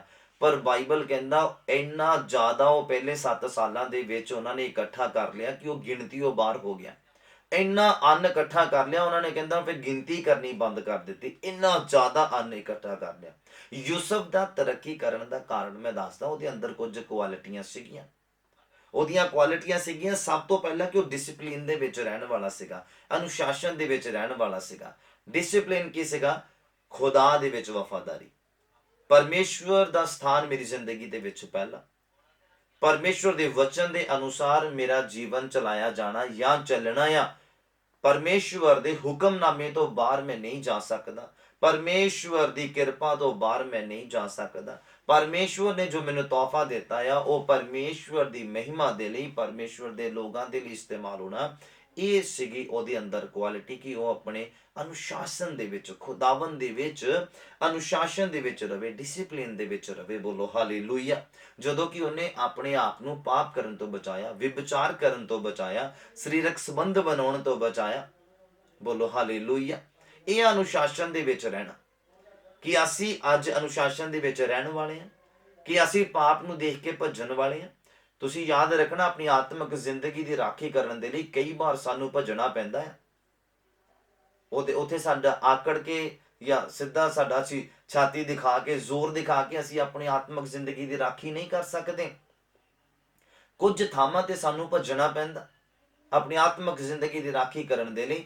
ਫੋਰ ਐਗਜ਼ਾਮਪਲ, ਜਿੱਦਾਂ ਯੂਸਫ ਨੇ ਕੀਤਾ, ਪੋਟੀਫਰ ਦੀ ਵਾਈਫ ਨੇ ਉਹਦੇ ਉੱਤੇ ਜ਼ੋਰ ਪਾਇਆ ਕਿ ਤੂੰ ਮੇਰੇ ਨਾਲ ਲੇਟ, ਤੂੰ ਮੇਰੇ ਨਾਲ ਸੰਬੰਧ ਬਣਾ, ਕਿਉਂਕਿ ਯੂਸਫ ਸੋਹਣਾ ਬਹੁਤ ਸੀਗਾ, ਬਾਈਬਲ ਇਦਾਂ ਕਹਿੰਦਾ। ਔਰ ਯੂਸਫ ਉਥੋਂ ਭੱਜਿਆ, ਉਹਨੇ ਆਪਣੇ ਅਨੁਸ਼ਾਸਨ ਨੂੰ ਭੰਗ ਨਹੀਂ ਹੋਣ ਦਿੱਤਾ, ਜਿਸ ਅਨੁਸ਼ਾਸਨ ਦੇ ਵਿੱਚ ਉਹ ਰਹਿੰਦਾ ਸੀਗਾ। ਹਾਲੇਲੂਇਆ। ਖੁਦਾ ਨੇ ਐਵੇਂ ਨਹੀਂ ਉਹਦਾ ਫੇਵਰ ਕੀਤਾ, ਖੁਦਾ ਨੇ ਐਵੇਂ ਨਹੀਂ ਉਹਨੂੰ ਉੱਚਾ ਕੀਤਾ, ਖੁਦਾ ਐਵੇਂ ਨਹੀਂ ਉਹਦੇ ਹਰ ਸਮੇਂ ਅੰਗ ਸੰਗ ਰਿਹਾ।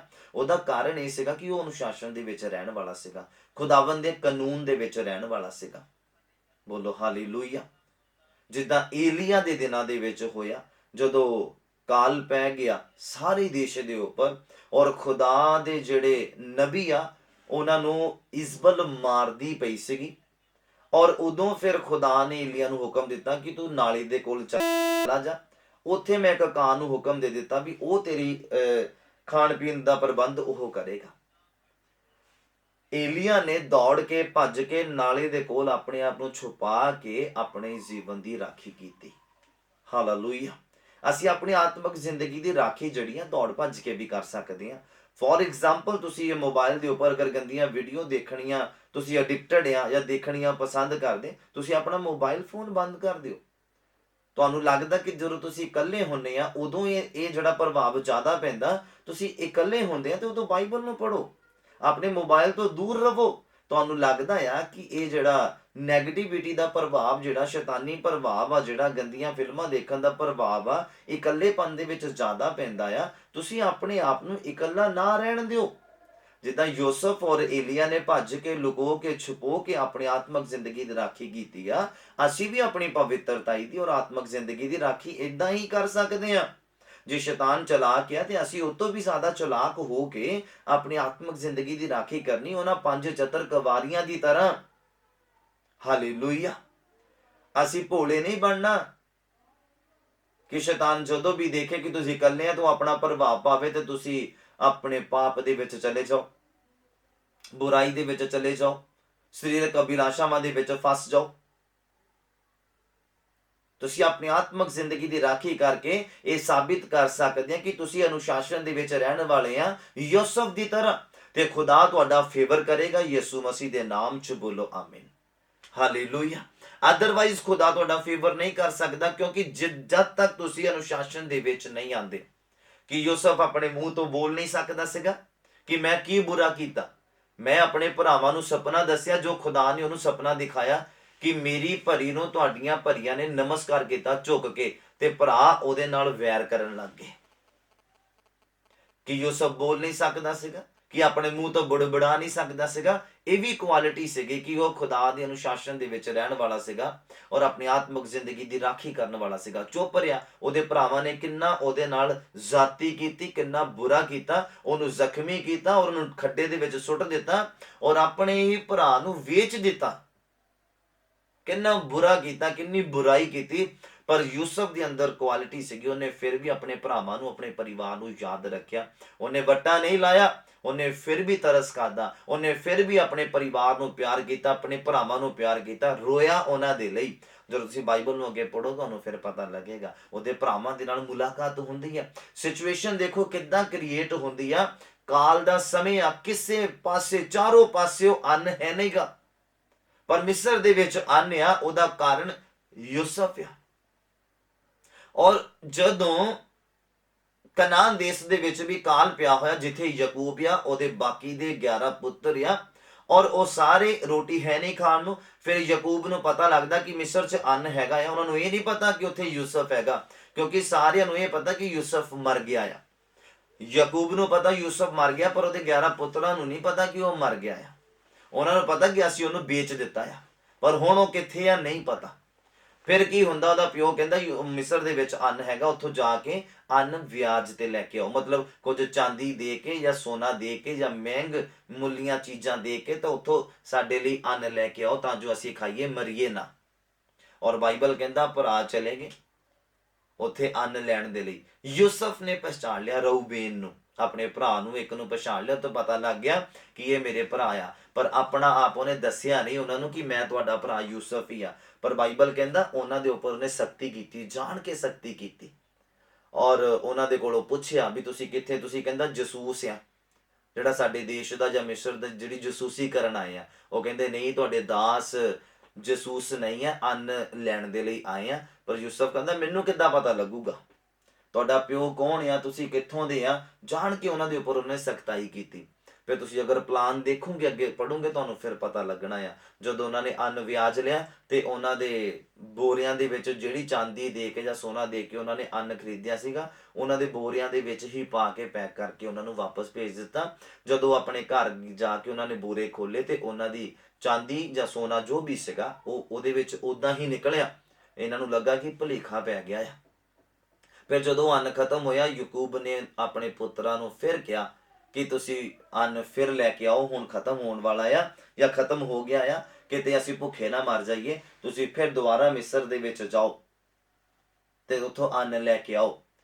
ਫਿਰ ਆਪਣੇ ਯੂਸਫ ਨੇ ਉਹਨਾਂ ਨੂੰ ਇੱਕ ਗੱਲ ਕਹੀ ਸੀ ਕਿ ਜਿਹੜਾ ਸਭ ਤੋਂ ਛੋਟਾ ਬੇਟਾ ਆ ਉਹਨੂੰ ਨਾਲ ਲੈ ਕੇ ਤੁਸੀਂ ਜ਼ਰੂਰ ਆਣਾ ਆ। ਕਹਿੰਦਾ ਉਹ ਬਿਰਧ ਅਵਸਥਾ ਦੇ ਵਿੱਚ ਸਾਡਾ ਪਿਓ ਆ ਯਾਕੂਬ, ਉਹਦੇ ਕੋਲ ਆ ਉਹ, ਇਸ ਕਰਕੇ ਕਹਿੰਦਾ ਸੀ ਪਹਿਲੀ ਵਾਰ ਵੀ ਉਹਨੂੰ ਨਾਲ ਨਹੀਂ ਲੈ ਕੇ ਆਏ ਸੀਗੇ, ਪਰ ਮੇਰਾ ਪਿਓ ਉਹ ਤੋਂ ਬਿਨਾਂ ਰਹਿ ਨਹੀਂ ਸਕਦਾ। ਹਾਲੇਲੂਇਆ। ਕਹਿੰਦਾ ਉਹ ਤੋਂ ਬਿਨਾਂ ਉਹ ਰਹਿ ਨਹੀਂ ਸਕਦਾ, ਇਸ ਲਈ ਕਹਿੰਦਾ ਵੀ ਉਹ ਉਹਦੇ ਕੋਲ ਆ। ਪਰ ਯੂਸਫ ਕਹਿੰਦਾ ਉਹਨੂੰ ਨਾਲ ਲੈ ਕੇ ਆਣਾ ਤੁਸੀਂ, ਨਹੀਂ ਤਾਂ ਤੁਹਾਨੂੰ ਅੰਨ ਨਹੀਂ ਦਿੱਤਾ ਜਾਣਾ, ਨਹੀਂ ਤਾਂ ਮੈਂ ਤੁਹਾਨੂੰ ਛੱਡਣਾ ਨਹੀਂ ਆ, ਤੁਹਾਨੂੰ ਕੈਦ ਕਰ ਲੈਣਾ, ਤੁਹਾਡੇ ਉੱਤੇ ਹੋਰ ਸਖਤੀ ਵਰਤਣੀ ਆ। ਤੇ ਜਦੋਂ ਦੁਬਾਰਾ ਤੋਂ ਉਹ ਉਧਰ ਨੂੰ ਪਹੁੰਚੇ ਅੰਨ ਲੈਣ ਦੇ ਲਈ, ਤੇ ਛੋਟੇ ਭਰਾ ਨੂੰ ਦੇਖ ਕੇ ਤੇ ਉਹਦਾ ਮਨ ਡੋਲ ਗਿਆ ਯੂਸਫ ਦਾ ਬਹੁਤ ਜ਼ਿਆਦਾ। ਬਾਈਬਲ ਕਹਿੰਦਾ ਉਹ ਦੂਰ ਚਲਾ ਗਿਆ, ਦੂਸਰੇ ਰੂਮ ਦੇ ਵਿੱਚ ਚਲਾ ਗਿਆ। ਯੂਸਫ ਉੱਥੇ ਰੋਇਆ, ਰੋ ਕੇ ਉਸ ਤੋਂ ਬਾਅਦ ਉਹਨੇ ਆਪਣਾ ਮੂੰਹ ਧੋਤਾ ਤਾਂ ਜੋ ਉਹਨਾਂ ਨੂੰ ਪਤਾ ਨਾ ਲੱਗੇ ਕਿ ਮੈਂ ਰੋ ਕੇ ਆਇਆ ਆ। ਉਸ ਤੋਂ ਬਾਅਦ ਆਪਣੇ ਭਰਾਵਾਂ ਦੇ ਕੋਲ ਜਾਂਦਾ, ਆਪਣੇ ਨੌਕਰਾਂ ਨੂੰ ਕਹਿੰਦਾ ਕਿ ਇੱਕ ਅੱਛਾ ਜਾਨਵਰ ਕੱਟੋ, ਕਹਿੰਦਾ ਇਹਨਾਂ ਦੇ ਲਈ ਖਾਣਾ ਤਿਆਰ ਕਰੋ, ਅੱਜ ਦੁਪਹਿਰ ਦਾ ਖਾਣਾ ਮੈਂ ਇਹਨਾਂ ਦੇ ਨਾਲ ਹੀ ਖਾਣਾ ਆ। ਉਸ ਤੋਂ ਬਾਅਦ ਉਹਨੇ ਪਿਓ ਦਾ ਪੁੱਛਿਆ, ਬੱਚਿਆਂ ਦਾ ਪੁੱਛਿਆ, ਸਾਰਿਆਂ ਦਾ ਹਾਲ ਪੁੱਛਿਆ, ਪਰਿਵਾਰ ਦਾ ਪੁੱਛਿਆ। ਉਸ ਤੋਂ ਬਾਅਦ ਉਹਨੇ ਉਹਨਾਂ ਨੂੰ ਖਾਣਾ ਖਿਲਾਇਆ। ਖਾਣਾ ਖਿਲਾਉਣ ਤੋਂ ਬਾਅਦ ਜੋ ਚਾਂਦੀ ਪਹਿਲਾਂ ਲੈ ਕੇ ਆਏ ਸੀਗੇ ਉਹੀ ਚਾਂਦੀ ਉਹਨਾਂ ਦੇ ਬੋਰਿਆਂ ਦੇ ਵਿੱਚ ਫਿਰ ਦੁਬਾਰਾ ਤੋਂ ਪੈਕ ਕਰ ਦਿੱਤੀ। ਔਰ ਜਿਹਦੇ ਵਿੱਚ ਯੂਸਫ ਪਾਣੀ ਪੀਂਦਾ ਸੀਗਾ ਜਾਂ ਮੈਂ ਪੀਂਦਾ ਸੀਗਾ, ਉਹ ਵੀ ਗਿਲਾਸ ਜਿਹੜਾ ਚਾਂਦੀ ਦਾ ਸੀਗਾ ਉਹ ਇੱਕ ਦੇ ਬੋਰੇ ਦੇ ਵਿੱਚ ਰੱਖ ਦਿੱਤਾ। ਉਹਨੇ ਆਪਣੇ ਟੈਲੂਆਂ ਨੂੰ ਕਹਿ ਦਿੱਤਾ ਕਿ ਇਹਦੇ ਵਿੱਚ ਰੱਖ ਕੇ ਇਹਨੂੰ ਬੰਦ ਕਰ ਦਿਓ। ਔਰ ਫਿਰ ਬਾਅਦ ਵਿੱਚ ਜਿੱਦਾਂ ਹੀ ਉਹ ਗਏ ਕਨਾਨ ਦੇਸ਼ ਨੂੰ ਵਾਪਸ ਜਾ ਰਹੇ, ਤੇ ਫਿਰ ਰਸਤੇ ਦੇ ਵਿੱਚ ਹੀ ਉਹਨੇ ਆਪਣੇ ਟੈਲੂਆਂ ਨੂੰ ਹੁਕਮ ਕਰ ਦਿੱਤਾ ਜਾਰੀ ਕਿ ਉਹਨਾਂ ਨੂੰ ਜਾ ਕੇ ਰੋਕੋ, ਕਿਸੇ ਇੱਕ ਦੇ ਬੋਰੇ ਦੇ ਵਿੱਚ ਇਹ ਗਿਲਾਸ ਹੋਏਗਾ ਮੇਰਾ, ਬਸ ਤੁਸੀਂ ਉਹਨਾਂ ਨੂੰ ਫੜ ਕੇ ਲੈ ਕੇ ਆਉਣਾ ਤਾਂ ਜੋ ਉਹਨਾਂ ਦੇ ਉੱਪਰ ਮੈਂ ਸਖਤੀ ਕਰਾਂ ਹੋਰ ਵੀ ਜ਼ਿਆਦਾ। ਪਰ ਜ਼ਿਆਦਾ ਸਖਤੀ ਕਰਨ ਦੇ ਬਾਵਜੂਦ ਉਹਨੂੰ ਫਿਰ ਆਪਣਾ ਆਪ ਉਹਨਾਂ ਦੇ ਉੱਪਰ ਜ਼ਾਹਿਰ ਕਰਨਾ ਪਿਆ। ਫਿਰ ਉਹ ਰੋਇਆ। ਫਿਰ ਯੂਸਫ ਨੇ ਦੱਸਿਆ ਕਿ ਮੈਂ ਤੁਹਾਡਾ ਭਰਾ ਆ ਜਿਹਨੂੰ ਤੁਸੀਂ ਵੇਚ ਦਿੱਤਾ ਸੀਗਾ। ਮੈਂ ਹਾਂ ਕਹਿੰਦਾ, ਮੈਂ ਤੁਹਾਡਾ ਭਰਾ ਯੂਸਫ ਆ ਕਹਿੰਦਾ, ਜਿਹਦੇ ਨਾਲ ਤੁਸੀਂ ਬੁਰਾਈ ਕੀਤੀ ਸੀਗੀ, ਜਿਹਨੂੰ ਤੁਸੀਂ ਵੇਚ ਦਿੱਤਾ ਸੀਗਾ ਮਿਸਰੀਆਂ ਦੇ ਹੱਥ ਦੇ ਵਿੱਚ। ਬੋਲੋ ਹਾਲੇਲੂਇਆ। ਉਹਦੀ ਕੁਆਲਿਟੀ ਉੱਚਾ ਕਰਨ ਦੀ, ਆਪਣੇ ਪਰਿਵਾਰ ਦੀ ਕੇਅਰ ਕਰਨ ਵਾਲਾ, ਆਪਣੇ ਪਿੱਛਾ ਦੇਖਣ ਵਾਲਾ, ਆਪਣੇ ਪਰਿਵਾਰ ਨੂੰ ਪਿਆਰ ਕਰਨ ਵਾਲਾ, ਲਵ ਕਰਨ ਵਾਲਾ ਸੀਗਾ ਆਪਣੀ ਫੈਮਿਲੀ ਨੂੰ। ਅਸੀਂ ਆਪਣੀ ਫੈਮਿਲੀ ਨੂੰ ਪਿਆਰ ਕਰਨ ਵਾਲੇ ਨਹੀਂ। ਯੂਸਫ ਨੇ ਆਪਣੀ ਪੂਰੀ ਫੈਮਿਲੀ ਨੂੰ ਬਚਾਇਆ।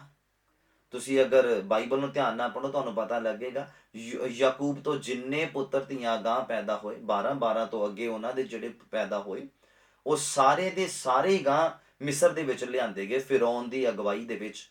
ਯੂਸਫ ਨੂੰ ਜਦੋਂ ਪਤਾ ਲੱਗਾ ਆਪਣੇ ਬਾਪ ਦੇ ਬਾਰੇ ਕਿ ਉਹ ਜਿੰਦਾ ਆ, ਬਿਰਧ ਅਵਸਥਾ ਦੇ ਵਿੱਚ ਆ, ਤੇ ਫਿਰ ਉਹਨੇ ਦੱਸਿਆ ਆਪਣੇ ਭਰਾਵਾਂ ਨੂੰ ਕਿ ਮੇਰੇ ਪਿਓ ਨੂੰ ਇੱਥੇ ਲੈ ਕੇ ਆਓ, ਤੁਸੀਂ ਵੀ ਸਾਰੇ ਇੱਥੇ ਆ ਕੇ ਰਵੋ ਜਦ ਤੱਕ ਅਕਾਲ ਹੈਗਾ। ਹਲੇ ਤਾਂ ਕਹਿੰਦਾ 2 ਸਾਲ ਦਾ ਅਕਾਲ ਆ, 5 ਸਾਲ ਹੋਰ ਪਏ ਆ, ਉਹ ਇਹ ਤੋਂ ਵੀ ਜ਼ਿਆਦਾ ਭਿਆਨਕ ਆ। 7 ਸਾਲ ਅਕਾਲ ਰਹਿਣਾ। ਕਹਿੰਦਾ ਤੁਸੀਂ ਆਓ ਤੇ ਇੱਥੇ ਰਵੋ ਕਹਿੰਦਾ, ਤੇ ਜ਼ਿੰਦਗੀ ਬਤੀਤ ਕਰੋ। ਉਹਨੇ ਆਪਣੇ ਪਰਿਵਾਰ ਨੂੰ ਬਚਾਇਆ ਕਿ ਅਸੀਂ ਆਪਣੀ ਫੈਮਿਲੀ ਦੇ ਪ੍ਰਤੀ ਪਿਆਰ ਕਰਨ ਵਾਲੇ ਆ ਜਾਂ ਉਹਨਾਂ ਦੀ ਕੇਅਰ ਕਰਨ ਵਾਲੇ। ਯੂਸਫ ਨੇ ਆਪਣੀ ਫੈਮਿਲੀ ਨੂੰ ਬਚਾਇਆ ਕਿ ਅਸੀਂ ਬਚਾਉਣ ਵਾਲੇ ਆ, ਕਿ ਸਾਡੇ ਅੰਦਰ ਇਹ ਕੁਆਲਿਟੀ ਹੈਗੀ। ਸਾਡਾ ਮੁੰਡਾ ਜੋ ਮਰਜ਼ੀ ਕਰਦਾ ਕਰੀ ਜਾਵੇ, ਸਾਡੀ ਕੁੜੀ ਜੋ ਕਰਦੀ ਕਰੀ ਜਾਵੇ, ਸਾਡਾ ਹਸਬੈਂਡ ਜੋ ਕਰਦਾ ਕਰੀ ਜਾਵੇ, ਜੋ ਨਸ਼ੇ ਕਰਦਾ ਨਸ਼ੇ ਕਰੀ ਜਾਵੇ, ਜੋ ਗਲਤ ਰਿਸ਼ਤਿਆਂ ਦੇ ਵਿੱਚ ਆ, ਗਲਤ ਸਬੰਧਾਂ ਦੇ ਵਿੱਚ ਆ, ਗਲਤ ਸਿਚੁਏਸ਼ਨ ਦੇ ਵਿੱਚ ਆ, ਜੋ ਬਾਈਬਲ ਤੋਂ ਬਾਹਰ ਆ, ਜੋ ਮਰਜ਼ੀ ਉਹ ਕਰੀ ਜਾਵੇ। ਅਸੀਂ ਕਹਿਣ ਵਾਲੇ ਨਹੀਂ ਆ, ਅਸੀਂ ਸਮਝਾਉਣ ਵਾਲੇ ਨਹੀਂ ਆ। ਅਗਰ ਨਹੀਂ ਸਮਝਾਉਂਦੇ ਇਟ ਮੀਨਸ ਤੁਸੀਂ ਆਪਣੇ ਪਰਿਵਾਰ ਨੂੰ ਪਿਆਰ ਕਰਨ ਵਾਲੇ ਨਹੀਂ ਆ, ਤੁਸੀਂ ਆਪਣੇ ਮਾਤਾ ਪਿਤਾ ਨੂੰ ਪਿਆਰ ਕਰਨ ਵਾਲੇ ਬੱਚੇ ਨਹੀਂ ਆ, ਤੁਸੀਂ ਆਪਣੇ ਬੱਚਿਆਂ ਨੂੰ ਪਿਆਰ ਕਰਨ ਵਾਲੇ ਮਾਤਾ ਪਿਤਾ ਨਹੀਂ ਆ। ਕਿਉਂਕਿ ਯੂਸਫ ਆਪਣੇ ਪਰਿਵਾਰ ਨੂੰ ਪਿਆਰ ਕਰਨ ਵਾਲਾ ਸੀ। ਇਹ ਉਹਦੇ ਅੰਦਰ ਕੁਆਲਿਟੀ ਸੀਗੀ ਉਹਨੂੰ ਉੱਚਾ ਕਰਨ ਦੇ ਲਈ। ਹਾਲੇਲੂਇਆ। ਉਹਨੂੰ ਉੱਚਾ ਕਰਨ ਦੇ ਲਈ, ਉਹਨੂੰ ਉੱਚੀ ਪਦਵੀ ਤੇ ਬਿਠਾਉਣ ਦੇ ਲਈ ਇਹ ਉਹਦੇ ਅੰਦਰ ਕੁਆਲਿਟੀ ਸੀਗੀ। ਅੱਜ ਦਾ ਇਨਸਾਨ ਇਹ ਚੀਜ਼ ਦੇ ਬਾਰੇ ਸੋਚਦਾ ਨਹੀਂ ਆ। ਸਾਨੂੰ ਇੰਨਾ ਪਤਾ ਯੂਸਫ ਉੱਚਾ ਕੀਤਾ ਗਿਆ, ਬਟ ਉਹਦੀਆਂ ਕੁਆਲਿਟੀਆਂ ਕੀ ਸੀਗੀਆਂ? ਉਹ ਅਨੁਸ਼ਾਸਨ ਦੇ ਵਿੱਚ ਰਹਿਣ ਵਾਲਾ ਸੀਗਾ ਔਰ ਆਪਣੀ ਫੈਮਿਲੀ ਨੂੰ ਪਿਆਰ ਕਰਨ ਵਾਲਾ ਸੀਗਾ। ਪਹਿਲਾ ਪੁਆਇੰਟ ਜਿਹੜਾ ਮੈਂ ਤੁਹਾਨੂੰ ਦੱਸਦਾ ਕਿ ਉਹ ਅਨੁਸ਼ਾਸਨ ਦੇ ਵਿੱਚ ਰਹਿਣ ਵਾਲਾ ਸੀਗਾ ਜਦੋਂ ਉਹਨੇ ਆਪਣੀ ਪਵਿੱਤਰਤਾਈ ਨੂੰ ਬਚਾਇਆ, ਜਦੋਂ ਉਹਨੇ ਭੱਜ ਕੇ ਆਪਣੀ ਇਮਾਨਦਾਰੀ ਜੋ ਖੁਦਾ ਦੇ ਪ੍ਰਤੀ, ਪਵਿੱਤਰਤਾਈ ਜੋ ਖੁਦਾ ਦੇ ਪ੍ਰਤੀ, ਵਫਾਦਾਰੀ ਜੋ ਖੁਦਾ ਦੇ ਪ੍ਰਤੀ, ਅਨੁਸ਼ਾਸਨ ਦੇ ਵਿੱਚ ਰਹਿਣਾ ਖੁਦਾ ਦੇ ਪ੍ਰਤੀ, ਉਹਨੇ ਉਹਦੀ ਰਾਖੀ ਕੀਤੀ। ਇਹ ਉਹਦੇ ਅੰਦਰ ਇੱਕ ਕੁਆਲਿਟੀ ਸੀਗੀ। ਬੋਲੋ ਹਾਲੇਲੂਇਆ। ਉਹ ਸੈਕਿੰਡ ਪੁਆਇੰਟ ਜਿਹੜਾ ਡਿਸਪਲਿਨ ਦੇ ਵਿੱਚ ਰਹਿਣਾ, ਇਹ ਪਹਿਲਾ ਪੁਆਇੰਟ ਹੈ ਅਨੁਸ਼ਾਸਨ। ਉਹ ਦੂਸਰਾ ਸੀਗਾ ਫੇਥਫੁਲਨੈਸ, ਵਿਸ਼ਵਾਸ ਕਰਨ ਵਾਲਾ, ਭਗਤੀ ਕਰਨ ਵਾਲਾ ਸੀਗਾ। ਭਗਤੀ ਕਰਨ ਵਾਲਾ, ਖੁਦਾ ਦੇ ਉੱਤੇ ਭਰੋਸਾ ਰੱਖਣ ਵਾਲਾ ਸੀਗਾ, ਆਤਮਕ ਸੀਗਾ। ਖੁਦਾ ਤੋਂ ਵੱਧ ਕੇ ਕੁਝ ਕਿਸੇ ਚੀਜ਼ ਦੇ ਉੱਪਰ ਜਾਂ ਕਿਸੇ ਇਨਸਾਨ ਦੇ ਉੱਪਰ ਵਿਸ਼ਵਾਸ ਕਰਨ ਵਾਲਾ ਨਹੀਂ ਸੀਗਾ, ਮੂਰਤੀ ਪੂਜਕ ਨਹੀਂ ਸੀਗਾ। ਹਾਲੇਲੂਇਆ। ਖੁਦਾ ਦੇ ਉੱਪਰ ਭਰੋਸਾ ਕਰਨ ਵਾਲਾ ਸੀਗਾ। ਜੇ ਖੁਦਾ ਮੈਨੂੰ ਇੱਥੇ ਲੈ ਕੇ ਆਇਆ ਤਾਂ ਉਹਦਾ ਵੀ ਭਲਾ, ਜੇ ਉਹ ਜੇਲ੍ਹ 'ਚ ਲੈ ਕੇ ਆਇਆ ਉੱਥੇ ਵੀ ਉਹਨੇ ਮੇਰੇ ਨਾਲ ਭਲਾ ਹੀ ਕਰਨਾ, ਜੇ ਉਹ ਪੋਟੀਫਰ ਦੇ ਘਰ ਦੇ ਵਿੱਚ ਲੈ ਕੇ ਗਿਆ ਉੱਥੇ ਵੀ ਉਹਨੇ ਭਲਾ ਕੀਤਾ ਉਹਦੇ ਨਾਲ। ਬੋਲੋ ਹਾਲੇਲੂਇਆ। ਉਹਦਾ ਕਾਰਨ ਸੀਗਾ ਕਿ ਉਹ ਅਨੁਸ਼ਾਸਨ ਦੇ ਵਿੱਚ ਰਹਿਣ ਵਾਲਾ ਸੀਗਾ, ਭਗਤੀ ਕਰਨ ਵਾਲਾ ਸੀਗਾ, ਖੁਦਾ ਦੇ ਉੱਪਰ ਵਿਸ਼ਵਾਸ ਕਰਨ ਵਾਲਾ ਸੀਗਾ, ਜਿਹਦੇ ਕਾਰਨ ਪੋਟੀਫਰ ਦੇ ਪੂਰੇ ਘਰ ਦੇ ਉੱਪਰ ਅਧਿਕਾਰ ਮਿਲਿਆ ਉਹਨੂੰ, ਮਿਸਰ ਦੇ ਪੂਰੇ ਦੇਸ਼ ਦੇ ਉੱਪਰ ਅਧਿਕਾਰ ਮਿਲਿਆ ਉਹਨੂੰ। ਬੋਲੋ ਹਾਲੇਲੂਇਆ।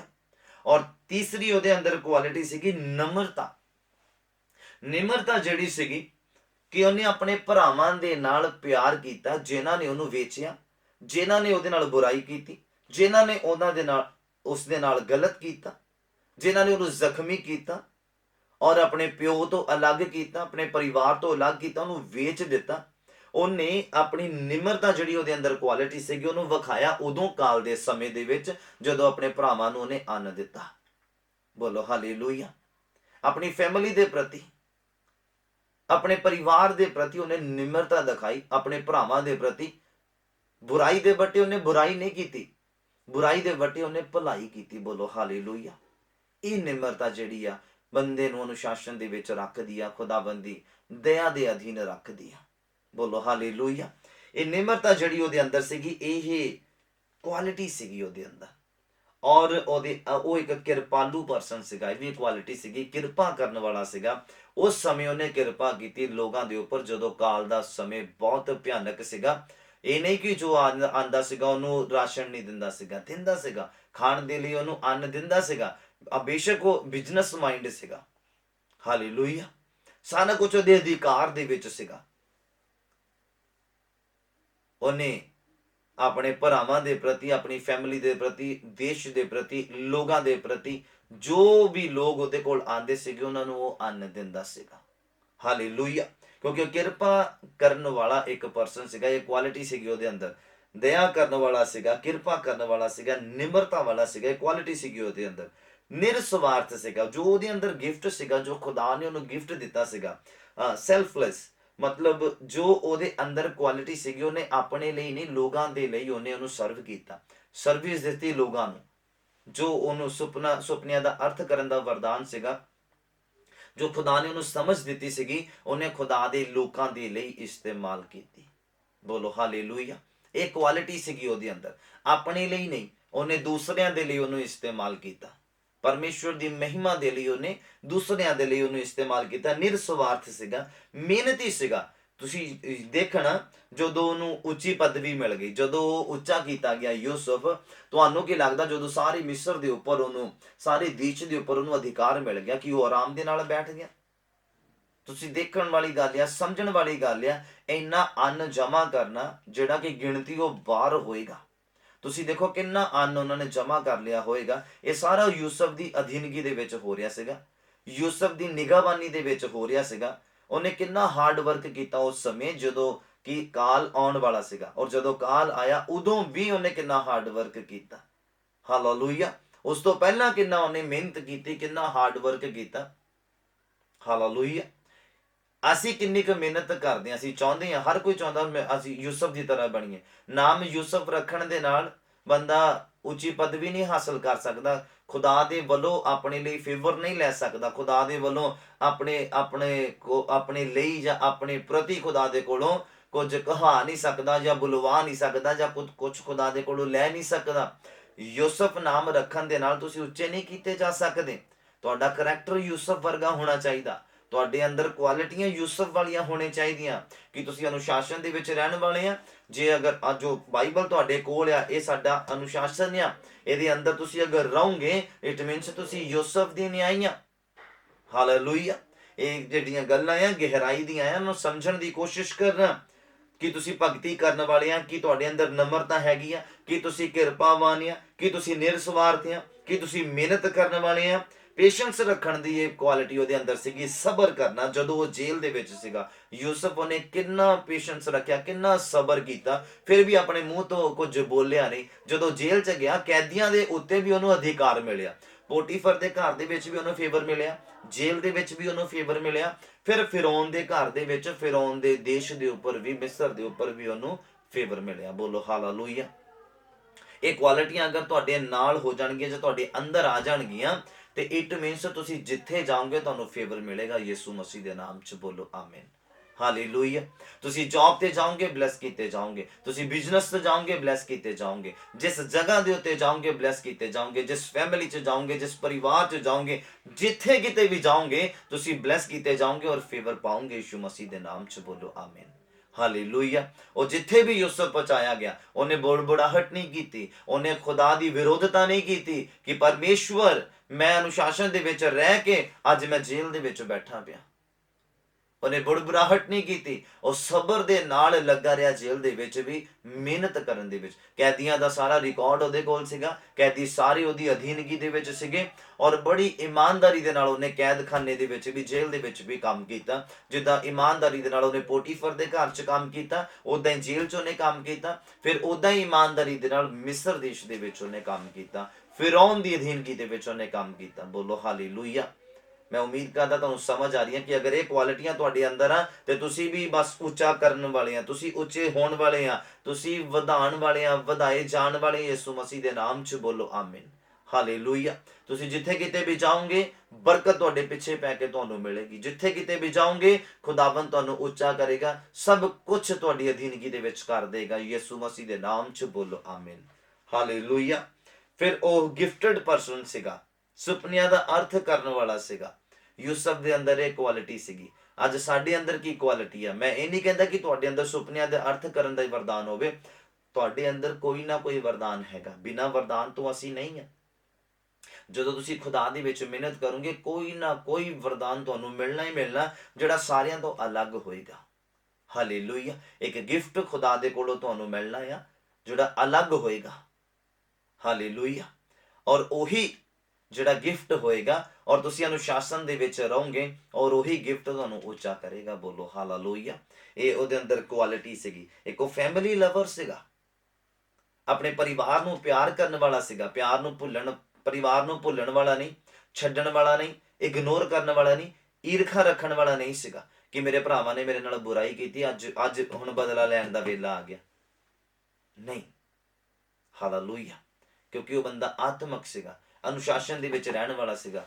ਸਮਾਂ ਯਾਦ ਆ ਗਿਆ ਉਹਨੂੰ ਕਿ ਮੇਰੀ ਭਰੀ ਨੂੰ ਮੇਰੇ ਭਰਾਵਾਂ ਦੀ ਭਰੀਆਂ ਨੇ ਝੁਕ ਕੇ ਸਲਾਮ ਕੀਤਾ, ਨਮਸਕਾਰ ਕੀਤਾ। ਮਿਸਰ ਦੇਸ਼ ਦੇ ਵਿੱਚ ਜਦੋਂ ਸਾਰਾ ਅਧਿਕਾਰ ਉਹਦੇ ਕੋਲ ਆ ਗਿਆ, ਫਿਰ ਉਹਦੇ ਭਰਾ ਉਹਦੇ ਕੋਲੋਂ ਅੰਨ ਵਿਆਜਣ ਦੇ ਲਈ ਆਏ, ਉਹਨਾਂ ਨੇ ਸਿਰ ਝੁਕਾਇਆ, ਯੂਸਫ ਦੇ ਅੱਗੇ ਸਿਰ ਝੁਕਾਇਆ ਉਹਦੇ ਭਰਾਵਾਂ ਨੇ। ਹਾਲੇਲੂਇਆ। ਫਿਰ ਉਹਨੂੰ ਨਾਲ ਦੀ ਨਾਲ ਆਪਣੇ ਸੁਪਨੇ ਯਾਦ ਆਣੇ ਸ਼ੁਰੂ ਹੋਣਗੇ ਕਿ ਪਰਮੇਸ਼ਵਰ ਨੇ ਮੈਨੂੰ ਦਿਖਾਇਆ ਸੀਗਾ ਤੇ ਅੱਜ ਪੂਰਾ ਹੋਇਆ। ਹਾਲੇਲੂਇਆ। ਉਹਨੇ ਆਪਣੇ ਭਰਾਵਾਂ ਨੂੰ ਵੀ ਯਾਦ ਦਿਲਾਇਆ ਜਦੋਂ ਉਹਨੇ ਦੱਸਿਆ ਕਿ ਮੈਂ ਯੂਸਫ ਆ, ਤੁਹਾਡਾ ਭਰਾ ਆ। ਹਾਲੇਲੂਇਆ। ਦੱਸਿਆ ਕਿੱਦਾਂ? ਮੈਂ ਤੁਹਾਨੂੰ ਸੁਪਨਾ ਦੱਸਿਆ ਸੀਗਾ, ਅੱਜ ਉਹ ਹਕੀਕਤ ਦੇ ਵਿੱਚ ਬਦਲਿਆ। ਫੈਮਿਲੀ ਲਵਰ ਸੀਗਾ। ਔਰ ਅੱਗੇ ਲਿਖਿਆ ਪ੍ਰਭੂ ਦਾ ਡਰ ਰੱਖਣ ਵਾਲਾ ਸੀਗਾ। ਇਹ ਵੀ ਕੁਆਲਿਟੀ ਸੀਗੀ ਉਹਦੇ ਅੰਦਰ। ਅੱਜ ਦਾ ਇਨਸਾਨ ਕਹਿੰਦਾ ਪ੍ਰਭੂ ਕਿਹੜਾ ਮੈਨੂੰ ਦੇਖਦਾ ਹੈ। ਨਸ਼ਾ ਕਰਨ ਵਾਲਾ ਨਸ਼ਾ ਕਰੀ ਜਾਂਦਾ, ਪਾਪ ਕਰਨ ਵਾਲਾ ਪਾਪ ਕਰੀ ਜਾਂਦਾ, ਬੁਰਾਈ ਕਰਨ ਵਾਲਾ ਬੁਰਾਈ ਕਰੀ ਜਾਂਦਾ, ਗਲਤ ਕੰਮ ਕਰਨ ਵਾਲਾ ਗਲਤ ਕੰਮ ਕਰੀ ਜਾਂਦਾ, ਪਰ ਉਹ ਪਰਮੇਸ਼ਵਰ ਦਾ ਡਰ ਨਹੀਂ ਰੱਖਦਾ ਪਿਆ। ਪਰ ਮੈਂ ਤੁਹਾਨੂੰ ਦੱਸਦਾ, ਰਿਜ਼ਲਟ ਤੁਹਾਨੂੰ ਮਿਲੇਗਾ ਜੋ ਤੁਸੀਂ ਕੰਮ ਕਰ ਰਹੇ। ਜੋ ਮਨੁੱਖ ਬੀਜਦਾ ਹੈ ਉਹ ਵੱਢੇਗਾ। ਅੱਜ ਨਹੀਂ ਪਤਾ ਲੱਗਦਾ, 2 ਮਹੀਨਿਆਂ ਨੂੰ ਪਤਾ ਲੱਗੇਗਾ, 4 ਮਹੀਨਿਆਂ ਨੂੰ, ਸਾਲ ਬਾਅਦ ਪਤਾ ਲੱਗੇਗਾ, ਪਰ ਉਹਦਾ ਰਿਜ਼ਲਟ ਮਿਲਣਾ ਹੈ। ਜੇ ਵਫਾਦਾਰੀ ਦਾ ਰਿਜ਼ਲਟ ਮਿਲ ਸਕਦਾ ਆ ਤੇ ਬੇਵਫਾਈ ਦਾ ਰਿਜ਼ਲਟ ਵੀ ਮਿਲੇਗਾ। ਹਾਲੇਲੂਇਆ।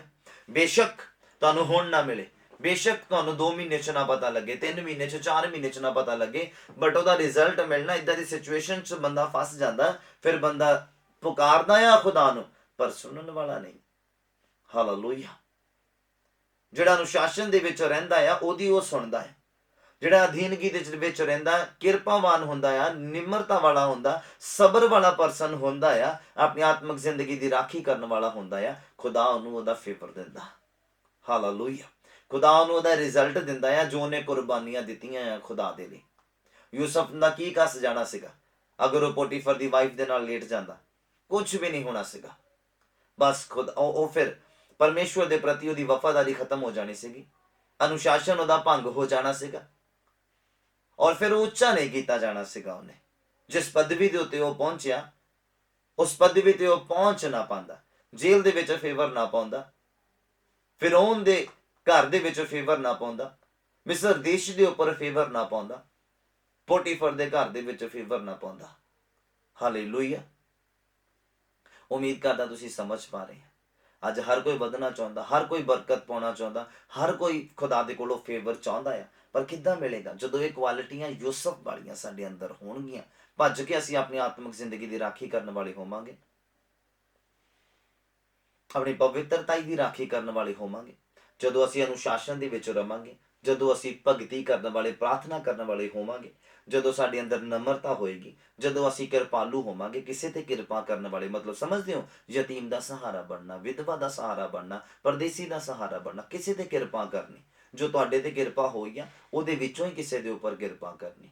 ਜਦੋਂ ਇਹ ਕੁਆਲਿਟੀਆਂ ਸਾਡੇ ਅੰਦਰ ਆ ਜਾਣਗੀਆਂ, ਮੈਂ ਫਿਰ ਤੋਂ ਸ਼ੁਰੂ ਤੋਂ ਦੱਸਣਾ ਚਾਹੁੰਦਾ ਹਾਂ ਕੁਝ ਕੁਆਲਿਟੀਆਂ ਯੂਸਫ ਦੀਆਂ, ਕਿ ਉਹ ਅਨੁਸ਼ਾਸਨ ਦੇ ਵਿੱਚ ਰਹਿਣ ਵਾਲਾ ਸੀਗਾ, ਔਰ ਸੈਕਿੰਡ ਉਹ ਦੁਆ ਪ੍ਰਾਰਥਨਾ ਕਰਨ ਵਾਲਾ, ਮਤਲਬ ਭਗਤੀ ਕਰਨ ਵਾਲਾ, ਖੁਦਾ ਦੇ ਉੱਪਰ ਭਰੋਸਾ ਕਰਨ ਵਾਲਾ ਸੀਗਾ, ਉਹ ਨਿਮਰਤਾ ਦੇ ਵਿੱਚ ਰਹਿਣ ਵਾਲਾ ਸੀਗਾ, ਉਹ ਕਿਰਪਾਲੂ ਸੀਗਾ, ਉਹ ਨਿਰਸਵਾਰਥ ਸੀਗਾ, ਉਹ ਮਿਹਨਤੀ ਸੀਗਾ, ਉਹ ਸਬਰ ਕਰਨ ਵਾਲਾ ਸੀਗਾ, ਉਹ ਸੁਪਨਿਆਂ ਦਾ ਅਨੁਵਾਦਕ ਸੀਗਾ, ਉਹ ਆਪਣੇ ਪਰਿਵਾਰ ਨੂੰ ਪਿਆਰ ਕਰਨ ਵਾਲਾ ਸੀਗਾ, ਉਹ ਪਰਮੇਸ਼ਵਰ ਦਾ ਡਰ ਰੱਖਣ ਵਾਲਾ ਸੀਗਾ।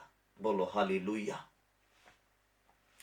10 ਕੁਆਲਿਟੀਆਂ ਹੋਰ ਵੀ ਹੋਣਗੀਆਂ, ਪਰ ਮੈਂ ਜਿੰਨਾ ਕੁ ਗਹਿਰਾਈ ਦੇ ਵਿੱਚ ਜਾ ਪਾਇਆ ਉਨਾ ਕੁ ਲੱਭ ਕੇ ਤੁਹਾਡੇ ਲਈ ਲੈ ਕੇ ਆਇਆ। खुदाबंद इस कलाम के उपर बरकत दे और तुसी ये क्वालिटियां अपने अंदर भी लैके आओ। हाँ, हो सकता तुहाडे अंदर भी सुपनिਆਂ ਦਾ अनुवाद करने का वरदान होवे, पर यह जरूरी नहीं है कि यही वरदान ਤੁਹਾਨੂੰ ਹੋਵੇ। ਹੋ ਸਕਦਾ ਤੁਹਾਡੇ ਅੰਦਰ ਕੁਝ ਹੋਰ ਕੁਆਲਿਟੀ ਹੋਵੇ ਜਾਂ ਤੁਹਾਨੂੰ ਕੁਝ ਹੋਰ ਵਰਦਾਨ ਖੁਦਾਵੰਦ ਦੇਵੇ ਜਿਹਦੇ ਵਸੀਲੇ ਦੇ ਨਾਲ ਖੁਦਾਵੰਦ ਤੁਹਾਨੂੰ ਫੇਵਰ ਦੇਵੇ, ਤੁਹਾਨੂੰ ਉੱਚਾ ਕਰੇ। ਬਸ ਬੁੜਬੁੜਾਉਣਾ ਬੰਦ ਕਰ ਦਿਓ। ਜਿਹੜਾ ਪਰਸਨ ਬੁੜਬੁੜਾਉਂਦਾ ਨਾ, ਉਹ ਖਤਮ ਹੋ ਜਾਂਦਾ ਆਤਮਿਕ ਤੌਰ ਦੇ ਉੱਤੇ। ਜਿਨ੍ਹਾਂ ਹਾਲਾਤਾਂ ਦੇ ਵਿੱਚ ਵੀ ਖੁਦਾ ਤੁਹਾਨੂੰ ਰੱਖੇ, ਉਹਦੇ ਵਿੱਚ ਹਾਂ ਤੇ ਆਮੀਨ ਦੇ ਨਾਲ ਰਹਿਣਾ ਸਿੱਖੋ ਔਰ ਸਬਰ ਕਰਨਾ ਸਿੱਖੋ। ਸਬਰ ਵੀ ਕਰਨਾ ਜਿਹੜਾ ਆ ਇਹ ਜ਼ਰੂਰੀ ਹੈ ਇਨਸਾਨ ਦੀ ਜ਼ਿੰਦਗੀ ਦੇ ਵਿੱਚ। 10-11 ਕੁਆਲਿਟੀਆਂ ਆ ਉਹਦੇ ਅੰਦਰ ਸੀਗੀਆਂ ਯੂਸਫ ਦੇ ਅੰਦਰ।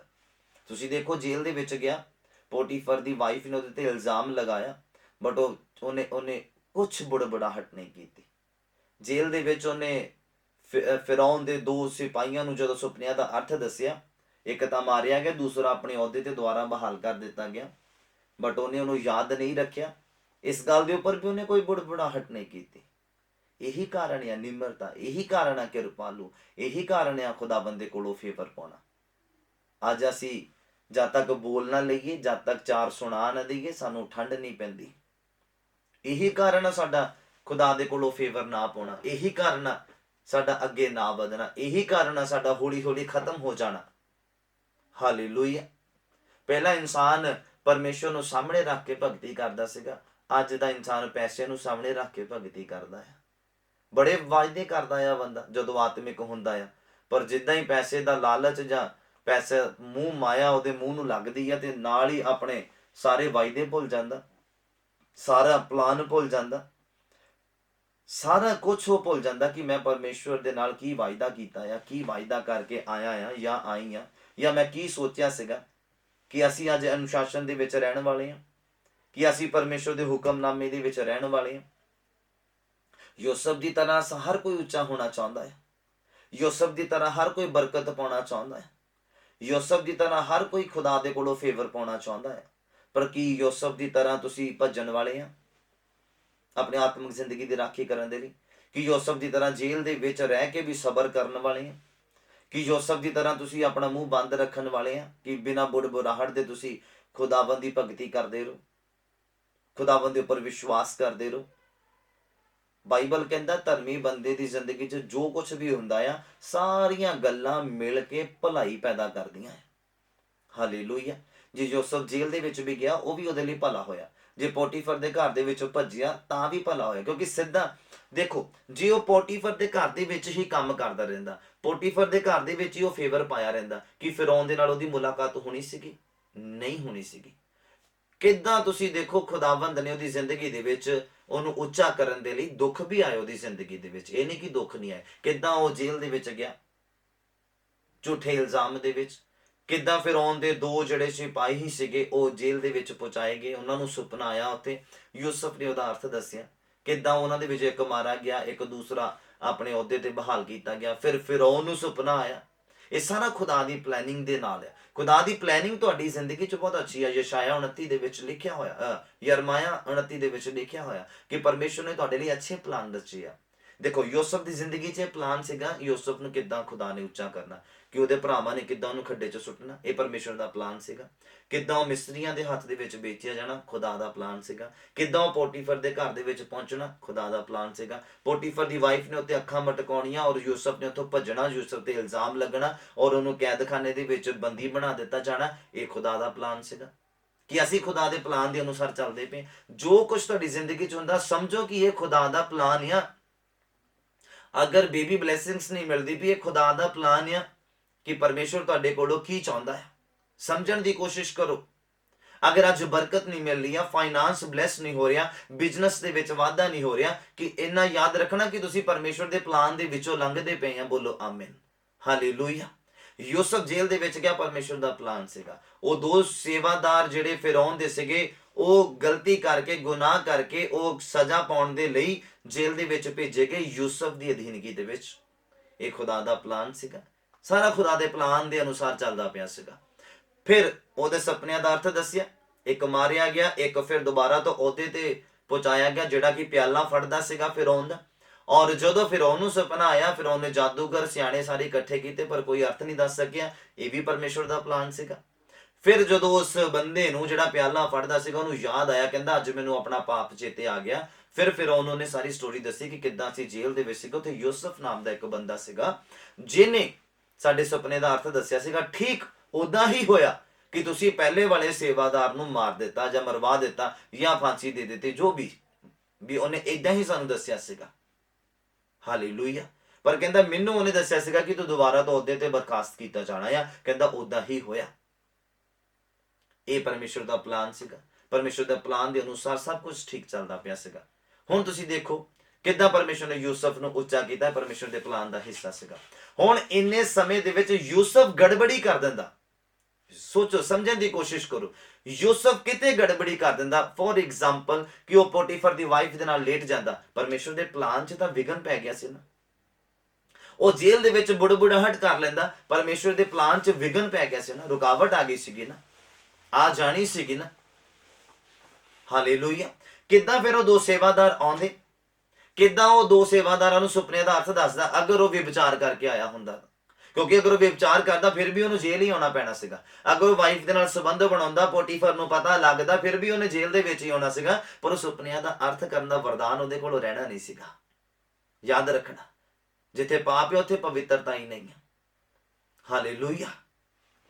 ਫਿਰ ਉਹ ਸੁਪਨਿਆਂ ਦਾ ਅਰਥ ਨਹੀਂ ਕਰ ਪਾਣਾ ਸੀਗਾ, ਕਿਉਂਕਿ ਪਰਮੇਸ਼ਵਰ ਦੇ ਪਲਾਨ ਦਾ ਫਿਰ ਉਹਨੇ ਹਿੱਸਾ ਨਹੀਂ ਬਣਨਾ ਸੀਗਾ। ਪਰਮੇਸ਼ਵਰ ਦਾ ਪਲਾਨ ਕੀ ਸੀਗਾ? ਉਹ ਪਵਿੱਤਰਤਾਈ ਦੇ ਵਿੱਚ ਹੀ ਜੇਲ੍ਹ ਦੇ ਵਿੱਚ ਆਵੇ, ਤਾਂ ਜੋ ਫਿਰੌਨ ਦੇ ਜਿਹੜੇ ਸੇਵਾਦਾਰ ਉਹ ਜੇਲ੍ਹ ਦੇ ਵਿੱਚ ਪਹੁੰਚਣ, ਔਰ ਫਿਰ ਉਹ ਜਿਹੜਾ ਗਿਫਟ ਹੈ ਉਹਦੇ ਅੰਦਰ, ਯੂਸਫ ਦੇ ਅੰਦਰ, ਉਹ ਗਿਫਟ ਨੂੰ ਤਰਾਸ਼ੇ, ਉਹ ਗਿਫਟ ਦੇ ਅਨੁਸਾਰ ਉਹਨਾਂ ਨੂੰ ਦੱਸੇ, ਤਾਂ ਫਿਰ ਉਹਦਾ ਮੈਸੇਜ ਜਿਹੜਾ ਹੈ ਫਿਰੌਨ ਤੱਕ ਪਹੁੰਚੇ। ਹਾਲੇਲੂਇਆ। ਮੈਂ ਉਮੀਦ ਕਰਦਾ ਤੁਸੀਂ ਸਮਝ ਪਾ ਰਹੇ ਆ ਕਿ ਜਦ ਹੁਣ ਵਚਨ ਖੁੱਲਦਾ ਪਿਆ, ਪਵਿੱਤਰ ਆਤਮਾ ਅਗਵਾਈ ਕਰੇ। ਯਿਸੂ ਮਸੀਹ ਦੇ ਨਾਮ 'ਚ ਬੋਲੋ ਆਮੀਨ। ਹਾਲੇਲੂਇਆ। ਤੁਸੀਂ ਸਮਝਣ ਦੀ ਕੋਸ਼ਿਸ਼ ਕਰੋ ਕਿ ਪਰਮੇਸ਼ਵਰ ਨੇ ਅੱਛਾ ਪਲਾਨ ਸਾਡੇ ਲਈ ਰਚਿਆ ਹੋਇਆ। ਧਰਤੀ ਤੇ ਰਹਿੰਦੇ ਆ, ਉਸ ਪਲਾਨ ਨੂੰ ਪੂਰਾ ਦੇਖਣ ਦੇ ਲਈ ਜਾਂ ਪੂਰਾ ਹੋਣ ਦੇ ਲਈ ਸਾਨੂੰ ਕੁਝ ਉਤਾਰ ਚੜਾਵ ਦੇ ਵਿੱਚੋਂ ਲੰਘਣਾ ਪੈਣਾ ਆ। ਯਿਸੂ ਮਸੀਹ ਨੂੰ ਵੀ ਉਤਾਰ ਚੜਾਵ ਦੇ ਵਿੱਚੋਂ ਲੰਘਣਾ ਪਿਆ। ਸਾਰੇ ਜਿੰਨੇ ਖੁਦਾਵੰਦ ਦੇ ਸੇਵਕ ਆ ਬਾਈਬਲ ਦੇ ਵਿੱਚ ਦੇਖੋ, ਉਹਨਾਂ ਨੂੰ ਉਤਾਰ ਚੜਾਵ ਦੇ ਵਿੱਚੋਂ ਲੰਘਣਾ ਪਿਆ। ਬਾਈਬਲ ਦੇ ਵਿੱਚੋਂ ਪੜ੍ਹਨਾ ਬੜਾ ਸੌਖਾ ਲੱਗਦਾ ਆ, ਪਰ ਉਹਨੂੰ ਹਕੀਕਤ ਅਗਰ ਤੁਸੀਂ ਇਮੇਜਿਨ ਕਰਕੇ ਦੇਖੋ, ਦਾਨੀਅਲ ਦੇ ਬਾਰੇ ਸੋਚੋ ਜਰਾ। ਦਾਨੀਅਲ ਦੇ ਬਾਰੇ ਕੁਝ ਸੌਖਾ ਸੀਗਾ? ਉਸ ਸਿਚੁਏਸ਼ਨ ਦੇ ਵਿੱਚ ਜਾ ਕੇ ਦੇਖੋ। ਦਾਨੀਅਲ ਨੂੰ ਵੀ ਸੁਪਨਿਆਂ ਕਰਨ ਦਾ, ਅਨੁਵਾਦ ਕਰਨ ਦਾ ਜਿਹੜਾ ਵਰਦਾਨ ਸੀਗਾ, ਉਹ ਜਦੋਂ ਉਹਦੇ ਉੱਪਰ ਇਹ ਇਲਜ਼ਾਮ ਲਗਾ ਦਿੱਤਾ ਗਿਆ ਕਿ ਉਹਨੇ ਜਦੋਂ ਕਿ ਇਸ ਮੂਰਤੀ ਦੇ ਅੱਗੇ ਸਿਰ ਝੁਕਾਉਣਾ ਸੀਗਾ, ਪਰ ਇਹ ਫਿਰ ਵੀ ਆਪਣੇ ਪਰਮੇਸ਼ਵਰ ਦੀ ਉਸਤਤ ਕਰਦਾ ਰਿਹਾ। ਉਹ ਤੇ ਇਲਜ਼ਾਮ ਲਗਾ ਦਿੱਤਾ ਗਿਆ, ਜਿਹਦੇ ਕਰਕੇ ਉਹਨੂੰ ਬੰਦੀ ਖਾਨੇ 'ਚ ਪਾ ਦਿੱਤਾ ਗਿਆ, ਸ਼ੇਰਾਂ ਦੇ ਘੂਰੇ ਦੇ ਵਿੱਚ ਪਾ ਦਿੱਤਾ ਗਿਆ। ਕਿ ਇਹ ਟਾਈਮ ਸੌਖਾ ਸੀਗਾ? ਪਰਮੇਸ਼ਵਰ ਦੇ ਪਲਾਨ ਦਾ ਹਿੱਸਾ ਸੀਗਾ। ਤੁਸੀਂ ਜਿਸ ਖੁਦਾ ਦੇ ਦਾਸ ਦੇ ਬਾਰੇ ਜੋ ਬਾਈਬਲ ਦੇ ਅੰਦਰ ਆ, ਤੁਸੀਂ ਉਹਦੇ ਬਾਰੇ ਅਗਰ ਸਿੱਖੋ, ਸਮਝੋ, ਇਹ ਸਭ ਪਰਮੇਸ਼ਵਰ ਦੇ ਪਲਾਨ ਦਾ ਹਿੱਸਾ ਆ। ਬਸ ਤੁਹਾਨੂੰ ਅਨੁਸ਼ਾਸਨ ਦੇ ਵਿੱਚ ਰਹਿਣਾ ਪੈਣਾ। ਹਾਲੇਲੂਇਆ। ਬਿਨਾਂ ਬੁੜਬੁੜਾਹਟ ਦੇ ਰਹਿਣਾ ਪੈਣਾ।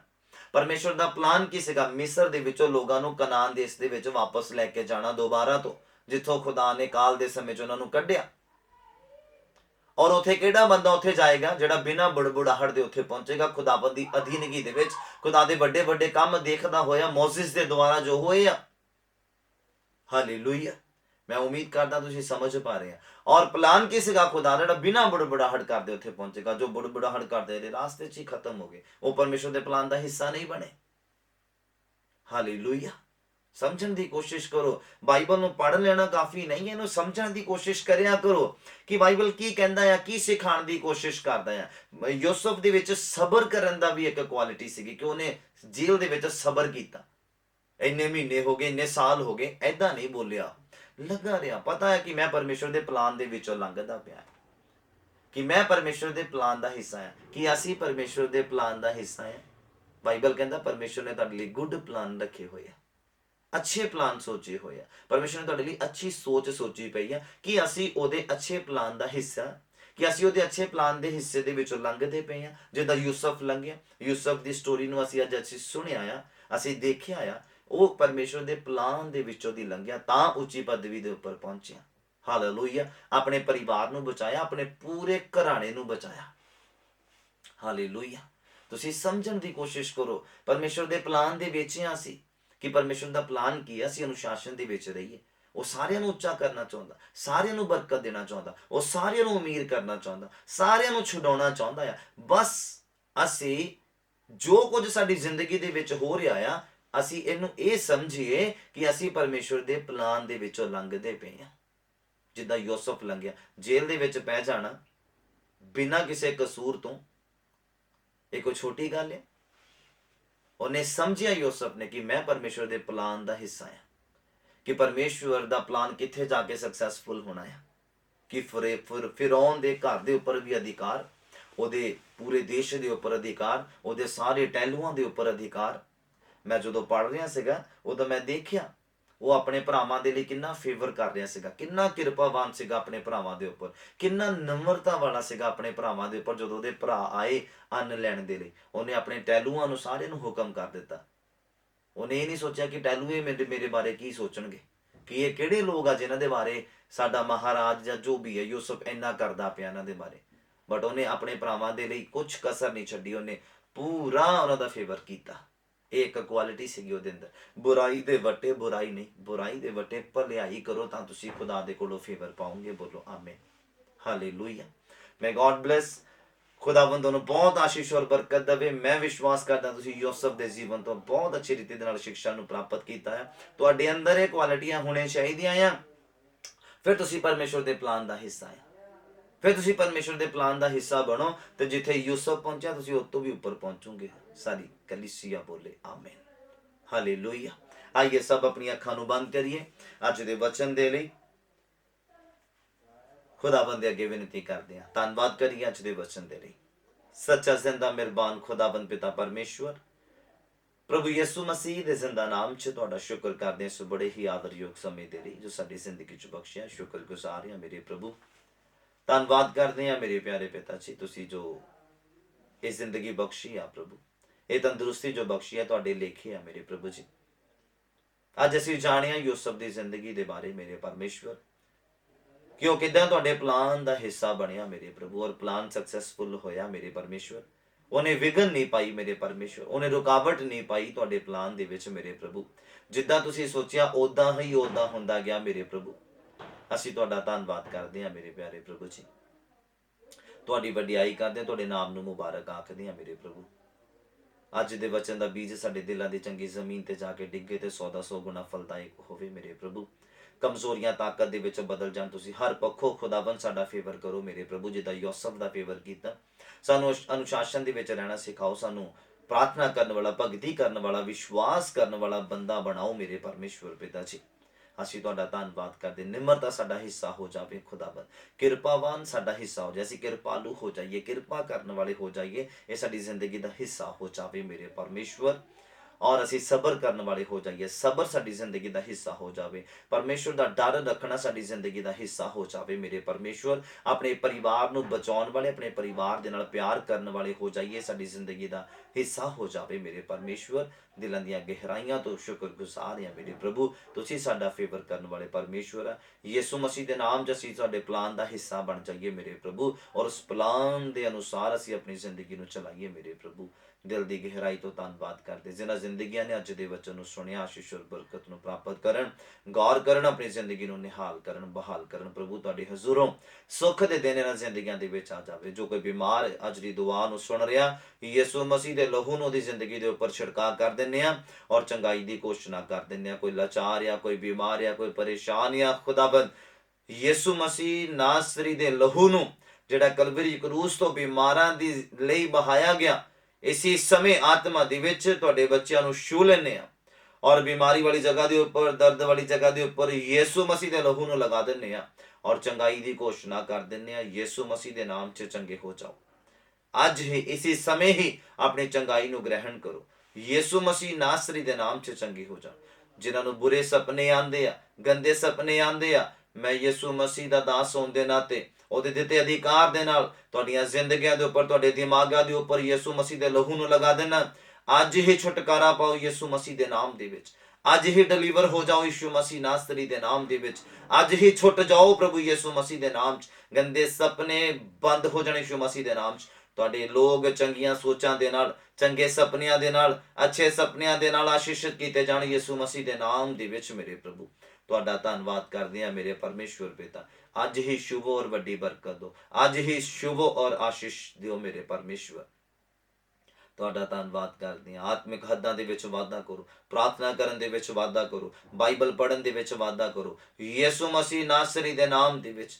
ਅੱਜ ਤੋਂ ਬਾਅਦ ਅਸੀਂ ਤੁਹਾਡੇ ਪਲਾਨ ਦਾ ਹਿੱਸਾ ਬਣ ਜਾਈਏ ਯਿਸੂ ਮਸੀਹ ਦੇ ਨਾਮ 'ਚ ਮੇਰੇ ਪ੍ਰਭੂ। ਤੁਹਾਡੇ ਪਲਾਨ ਦਾ ਹਿੱਸਾ ਬਣ ਜਾਈਏ, ਪਲਾਨ 'ਚ ਰੁਕਾਵਟ ਨਾ ਪਾਈਏ, ਤੁਹਾਡੇ ਪਲਾਨ ਦੇ ਵਿੱਚ ਵਿਘਨ ਨਾ ਪਾਈਏ ਮੇਰੇ ਪਰਮੇਸ਼ਵਰ। ਜੋ ਕੁਝ ਸਾਡੀ ਜ਼ਿੰਦਗੀ ਦੇ ਵਿੱਚ ਹੋ ਰਿਹਾ, ਅਸੀਂ ਤੁਹਾਡੇ ਪਲਾਨ ਦਾ ਹਿੱਸਾ ਬਣਦੇ ਪਏ ਹਾਂ ਮੇਰੇ ਪ੍ਰਭੂ। ਹਾਂ ਤੇ ਆਮੀਨ ਦੇ ਨਾਲ ਸਵੀਕਾਰਦੇ ਹਾਂ ਮੇਰੇ ਪ੍ਰਭੂ ਜੀ। ਧੰਨਵਾਦ ਕਰਦੇ ਹਾਂ ਯੂਸਫ ਦੇ ਅੰਦਰ ਜੋ ਕੁਆਲਿਟੀਆਂ ਸੀਗੀਆਂ, ਉਹ ਕੁਆਲਿਟੀਆਂ ਸਾਡੇ ਅੰਦਰ ਆ ਜਾਣ ਯਿਸੂ ਮਸੀਹ ਦੇ ਨਾਮ ਦੇ ਵਿੱਚ ਮੇਰੇ ਪਰਮੇਸ਼ਵਰ। ਤੁਹਾਡਾ ਧੰਨਵਾਦ ਕਰਦੇ ਹਾਂ ਸਾਰੀ ਗੱਲਾਂ ਬਾਤਾਂ ਦੇ ਲਈ। ਪ੍ਰਾਰਥਨਾ ਨੂੰ ਸੁਣਿਆ, ਆਸ਼ੀਸ਼ ਦਿੱਤੀ, ਬਰਕਤ ਦਿੱਤੀ, ਚੰਗਾਈ ਦਿੱਤੀ। ਤੁਹਾਡਾ ਧੰਨਵਾਦ ਪ੍ਰਭੂ। ਆਉਣ ਵਾਲੇ ਦਿਨਾਂ ਦੇ ਵਿੱਚ ਅਸੀਂ ਹੋਰ ਵੀ ਆਸ਼ੀਸ਼ ਬਰਕਤ ਦੇ ਨਾਲ ਤੁਹਾਡੇ ਸਾਹਮਣੇ ਆਈਏ ਔਰ ਤੁਹਾਡੇ ਨਾਮ ਨੂੰ ਉੱਚਾ ਕਰੀਏ। ਸ਼ੁਕਰਗੁਜ਼ਾਰੀ ਦੇ ਨਾਲ ਅੱਜ ਦੀ ਪ੍ਰਾਰਥਨਾ ਨੂੰ ਯਿਸੂ ਮਸੀਹ ਦੇ ਨਾਮ ਵਿੱਚ ਮੰਗਦੇ ਹਾਂ, ਆਮੀਨ। ਮੇ ਗॉड ਬਲੈਸ। ਖੁਦਾਵੰਦ ਤੁਹਾਨੂੰ ਸਾਰਿਆਂ ਨੂੰ ਆਸ਼ੀਸ਼ ਔਰ ਬਰਕਤ ਦੇਵੇ। ਉਮੀਦ ਕਰਦੇ ਹਾਂ ਅੱਜ ਦੀ ਮੀਟਿੰਗ ਤੋਂ ਤੁਸੀਂ ਆਸ਼ੀਸ਼ ਔਰ ਬਰਕਤ ਪ੍ਰਾਪਤ ਕੀਤੀ ਹੈ। ਔਰ ਮੈਂ ਤੁਹਾਨੂੰ ਦੱਸਣਾ ਚਾਹੁੰਦਾ, ਮੰਗਲਵਾਰ ਨੂੰ ਵੀ ਤੁਹਾਡੇ ਲਈ ਲਾਈਵ ਜਿਹੜੀ ਆ ਮੀਟਿੰਗ ਸਟਾਰਟ ਕਰ ਦਿੱਤੀ ਗਈ ਆ। ਔਰ ਮੇਰੀ ਕੋਸ਼ਿਸ਼ ਆ ਕਿ ਮੈਂ ਮੰਗਲਵਾਰ ਦੇ ਦਿਨ ਵੀ ਤੁਹਾਡੇ ਨਾਲ ਜਾਂ ਤੁਹਾਡੇ ਲਈ ਖੁਦਾਵੰਦ ਦੇ ਕਲਾਮ ਦੇ ਵਿੱਚੋਂ ਕੁਝ ਲੈ ਕੇ ਆਵਾਂ ਤੁਹਾਡੇ ਲਈ। ਔਰ ਆਪਣੀਆਂ ਦੁਆਵਾਂ ਦੇ ਵਿੱਚ ਮੈਨੂੰ ਯਾਦ ਰੱਖਣਾ, ਤਾਂ ਜੋ ਅਸੀਂ ਜਿੱਦਾਂ ਜ਼ਿਆਦਾ ਕਲਾਮ ਦਾ ਵਚਨ ਦਾ ਅਧਿਐਨ ਕਰਾਂਗੇ, ਜਿੰਨਾ ਜ਼ਿਆਦਾ ਵਚਨ ਨੂੰ ਅਸੀਂ ਸਮਝਣ ਦੀ ਕੋਸ਼ਿਸ਼ ਕਰਾਂਗੇ, ਉਨਾ ਹੀ ਅਸੀਂ ਖੁਦਾ ਦੇ ਕਲਾਮ ਦਾ ਜਾਂ ਖੁਦਾ ਦੇ ਪਲਾਨ ਦਾ ਹਿੱਸਾ ਬਣਾਂਗੇ। ਔਰ ਜਦੋਂ ਅਸੀਂ ਖੁਦਾਵੰਦ ਦੇ ਪਲਾਨ ਦਾ ਹਿੱਸਾ ਬਣ ਗਏ ਤੇ ਪਰਮੇਸ਼ਵਰ ਦੇ ਕੋਲੋਂ ਫੇਵਰ ਪਾਵਾਂਗੇ ਯਿਸੂ ਮਸੀਹ ਦੇ ਨਾਮ 'ਚ ਬੋਲੋ ਆਮੀਨ। ਜਿੱਦਾਂ ਖੁਦਾਵੰਦ ਯਹਵਾ ਪਰਮੇਸ਼ਵਰ ਦਾ ਇਹ ਪਲਾਨ ਸੀਗਾ ਕਿ ਯਿਸੂ ਮਸੀਹ ਧਰਤੀ ਦੇ ਉੱਪਰ ਆਉਣ, ਖੁਦਾਵੰਦ ਦੇ ਵਚਨ ਨੂੰ ਸੁਣਾਉਣ, ਦੁੱਖਾਂ ਨੂੰ ਸਹਿਣ, ਤਾਜ ਪਾਉਣ ਕੰਡਿਆਂ ਦਾ, ਹੱਥਾਂ 'ਚ ਕਿਲ ਠਕਵਾਉਣ, ਕੋੜੇ ਖਾਣ। ਇੱਕ ਖੁਦਾਵੰਦ ਦਾ ਯਹਵਾ ਪਰਮੇਸ਼ਵਰ ਦਾ ਪਲਾਨ ਸੀਗਾ ਔਰ ਯਿਸੂ ਮਸੀਹ ਉਹਨਾਂ ਦੇ ਪਲਾਨ ਦੇ ਉੱਪਰ ਖਰੇ ਉਤਰੇ। ਹਾਲੇਲੂਇਆ। ਸਲੀਬ ਦਿੱਤੇ ਜਾਣ, ਮੁਰਦਿਆਂ ਦੇ ਵਿੱਚੋਂ ਤੀਸਰੇ ਦਿਨ ਜੀ ਉੱਠਣ ਔਰ ਪਿਤਾ ਦੇ ਸਿੰਘਾਸਨ ਦੇ ਸੱਜੇ ਪਾਸੇ ਜਾ ਬਿਰਾਜਣ। ਇਹ ਪਰਮੇਸ਼ਵਰ ਦਾ ਪਲਾਨ ਸੀਗਾ ਯਿਸੂ ਮਸੀਹ ਦੇ ਪ੍ਰਤੀ। ਅਸੀਂ ਵੀ ਖੁਦਾ ਦੇ ਪਲਾਨ ਦਾ ਹਿੱਸਾ ਬਣੀਏ ਤਾਂ ਜੋ ਪਰਮੇਸ਼ਵਰ ਸਾਡੇ ਉੱਪਰ ਬਰਕਤ ਨੂੰ ਉਡੇਲੇ ਯਿਸੂ ਮਸੀਹ ਦੇ ਨਾਮ 'ਚ ਬੋਲੋ ਆਮੀਨ। ਹਾਲੇਲੂਇਆ। ਉਮੀਦ ਕਰਦੇ ਹਾਂ ਅੱਜ ਤੁਸੀਂ ਬਰਕਤ ਪਾਈ, ਆਸ਼ੀਸ਼ ਪਾਈ ਔਰ ਆਪਣੀ ਜ਼ਿੰਦਗੀ ਦੇ ਵਿੱਚ ਇੱਕ ਨਿਰਣੇ ਲਿਆ ਆ ਕਿ ਯੂਸਫ ਦੇ ਅੰਦਰ ਜੋ ਕੁਆਲਿਟੀਆਂ ਸੀਗੀਆਂ ਤੁਹਾਡੇ ਅੰਦਰ ਵੀ ਆ ਜਾਣ। ਮੈਂ ਖੁਦਾਵੰਦ ਦਾ ਦਾਸ ਹੋਣ ਦੇ ਨਾਤੇ ਤੁਹਾਨੂੰ ਉਹਨਾਂ ਕੁਆਲਿਟੀਆਂ ਦੇ ਨਾਲ ਆਸ਼ੀਸ਼ਿਤ ਕਰਦਾ ਹਾਂ ਯਿਸੂ ਮਸੀਹ ਦੇ ਨਾਮ 'ਚ ਬੋਲੋ ਆਮੀਨ। ਹਾਲੇਲੂਇਆ। ਖੁਦਾ ਨੇ ਚਾਹਿਆ ਤੇ ਫਿਰ ਬਹੁਤ ਜਲਦ ਤੁਹਾਡੇ ਨਾਲ ਮੁਲਾਕਾਤ ਹੋਏਗੀ। ਆਪਣੇ ਘਰਾਂ ਪਰਿਵਾਰਾਂ ਦੇ ਵਿੱਚ ਸੁਰੱਖਿਆ ਦੇ ਵਿੱਚ ਬਣੇ ਰਹੋ, ਪਵਿੱਤਰਤਾਈ ਦੇ ਵਿੱਚ ਬਣੇ ਰਹੋ, ਵਚਨ ਦੇ ਵਿੱਚ ਬਣੇ ਰਹੋ, ਪ੍ਰਾਰਥਨਾ ਦੇ ਵਿੱਚ ਬਣੇ ਰਹੋ, ਆਤਮਕ ਸੰਗਤੀ ਦੇ ਵਿੱਚ ਬਣੇ ਰਹੋ, ਆਤਮਕ ਪਾਸਟਰ ਦੇ ਨਾਲ ਬਣੇ ਰਹੋ। ਖੁਦਾਵੰਦ ਤੁਹਾਨੂੰ ਬਹੁਤ ਆਸ਼ੀਸ਼ ਔਰ ਬਰਕਤ ਦੇਵੇ। ਮੇ ਗॉड ਬਲੈਸ। ਮੈਂ ਪਾਸਟਰ ਆਸਟਨ ਸੈਮੂਅਲ ਖੁਦਾਵੰਦ ਯਿਸੂ ਮਸੀਹ ਨਾਸਰੀ ਦੇ ਜ਼ਿੰਦਾ ਨਾਮ ਦੇ ਵਿੱਚ ਤੁਹਾਨੂੰ ਸ਼ਾਂਤੀ ਦਿੰਦਾ ਹਾਂ। ਬੋਲੋ ਆਮੀਨ, ਆਮੀਨ। God bless, god bless.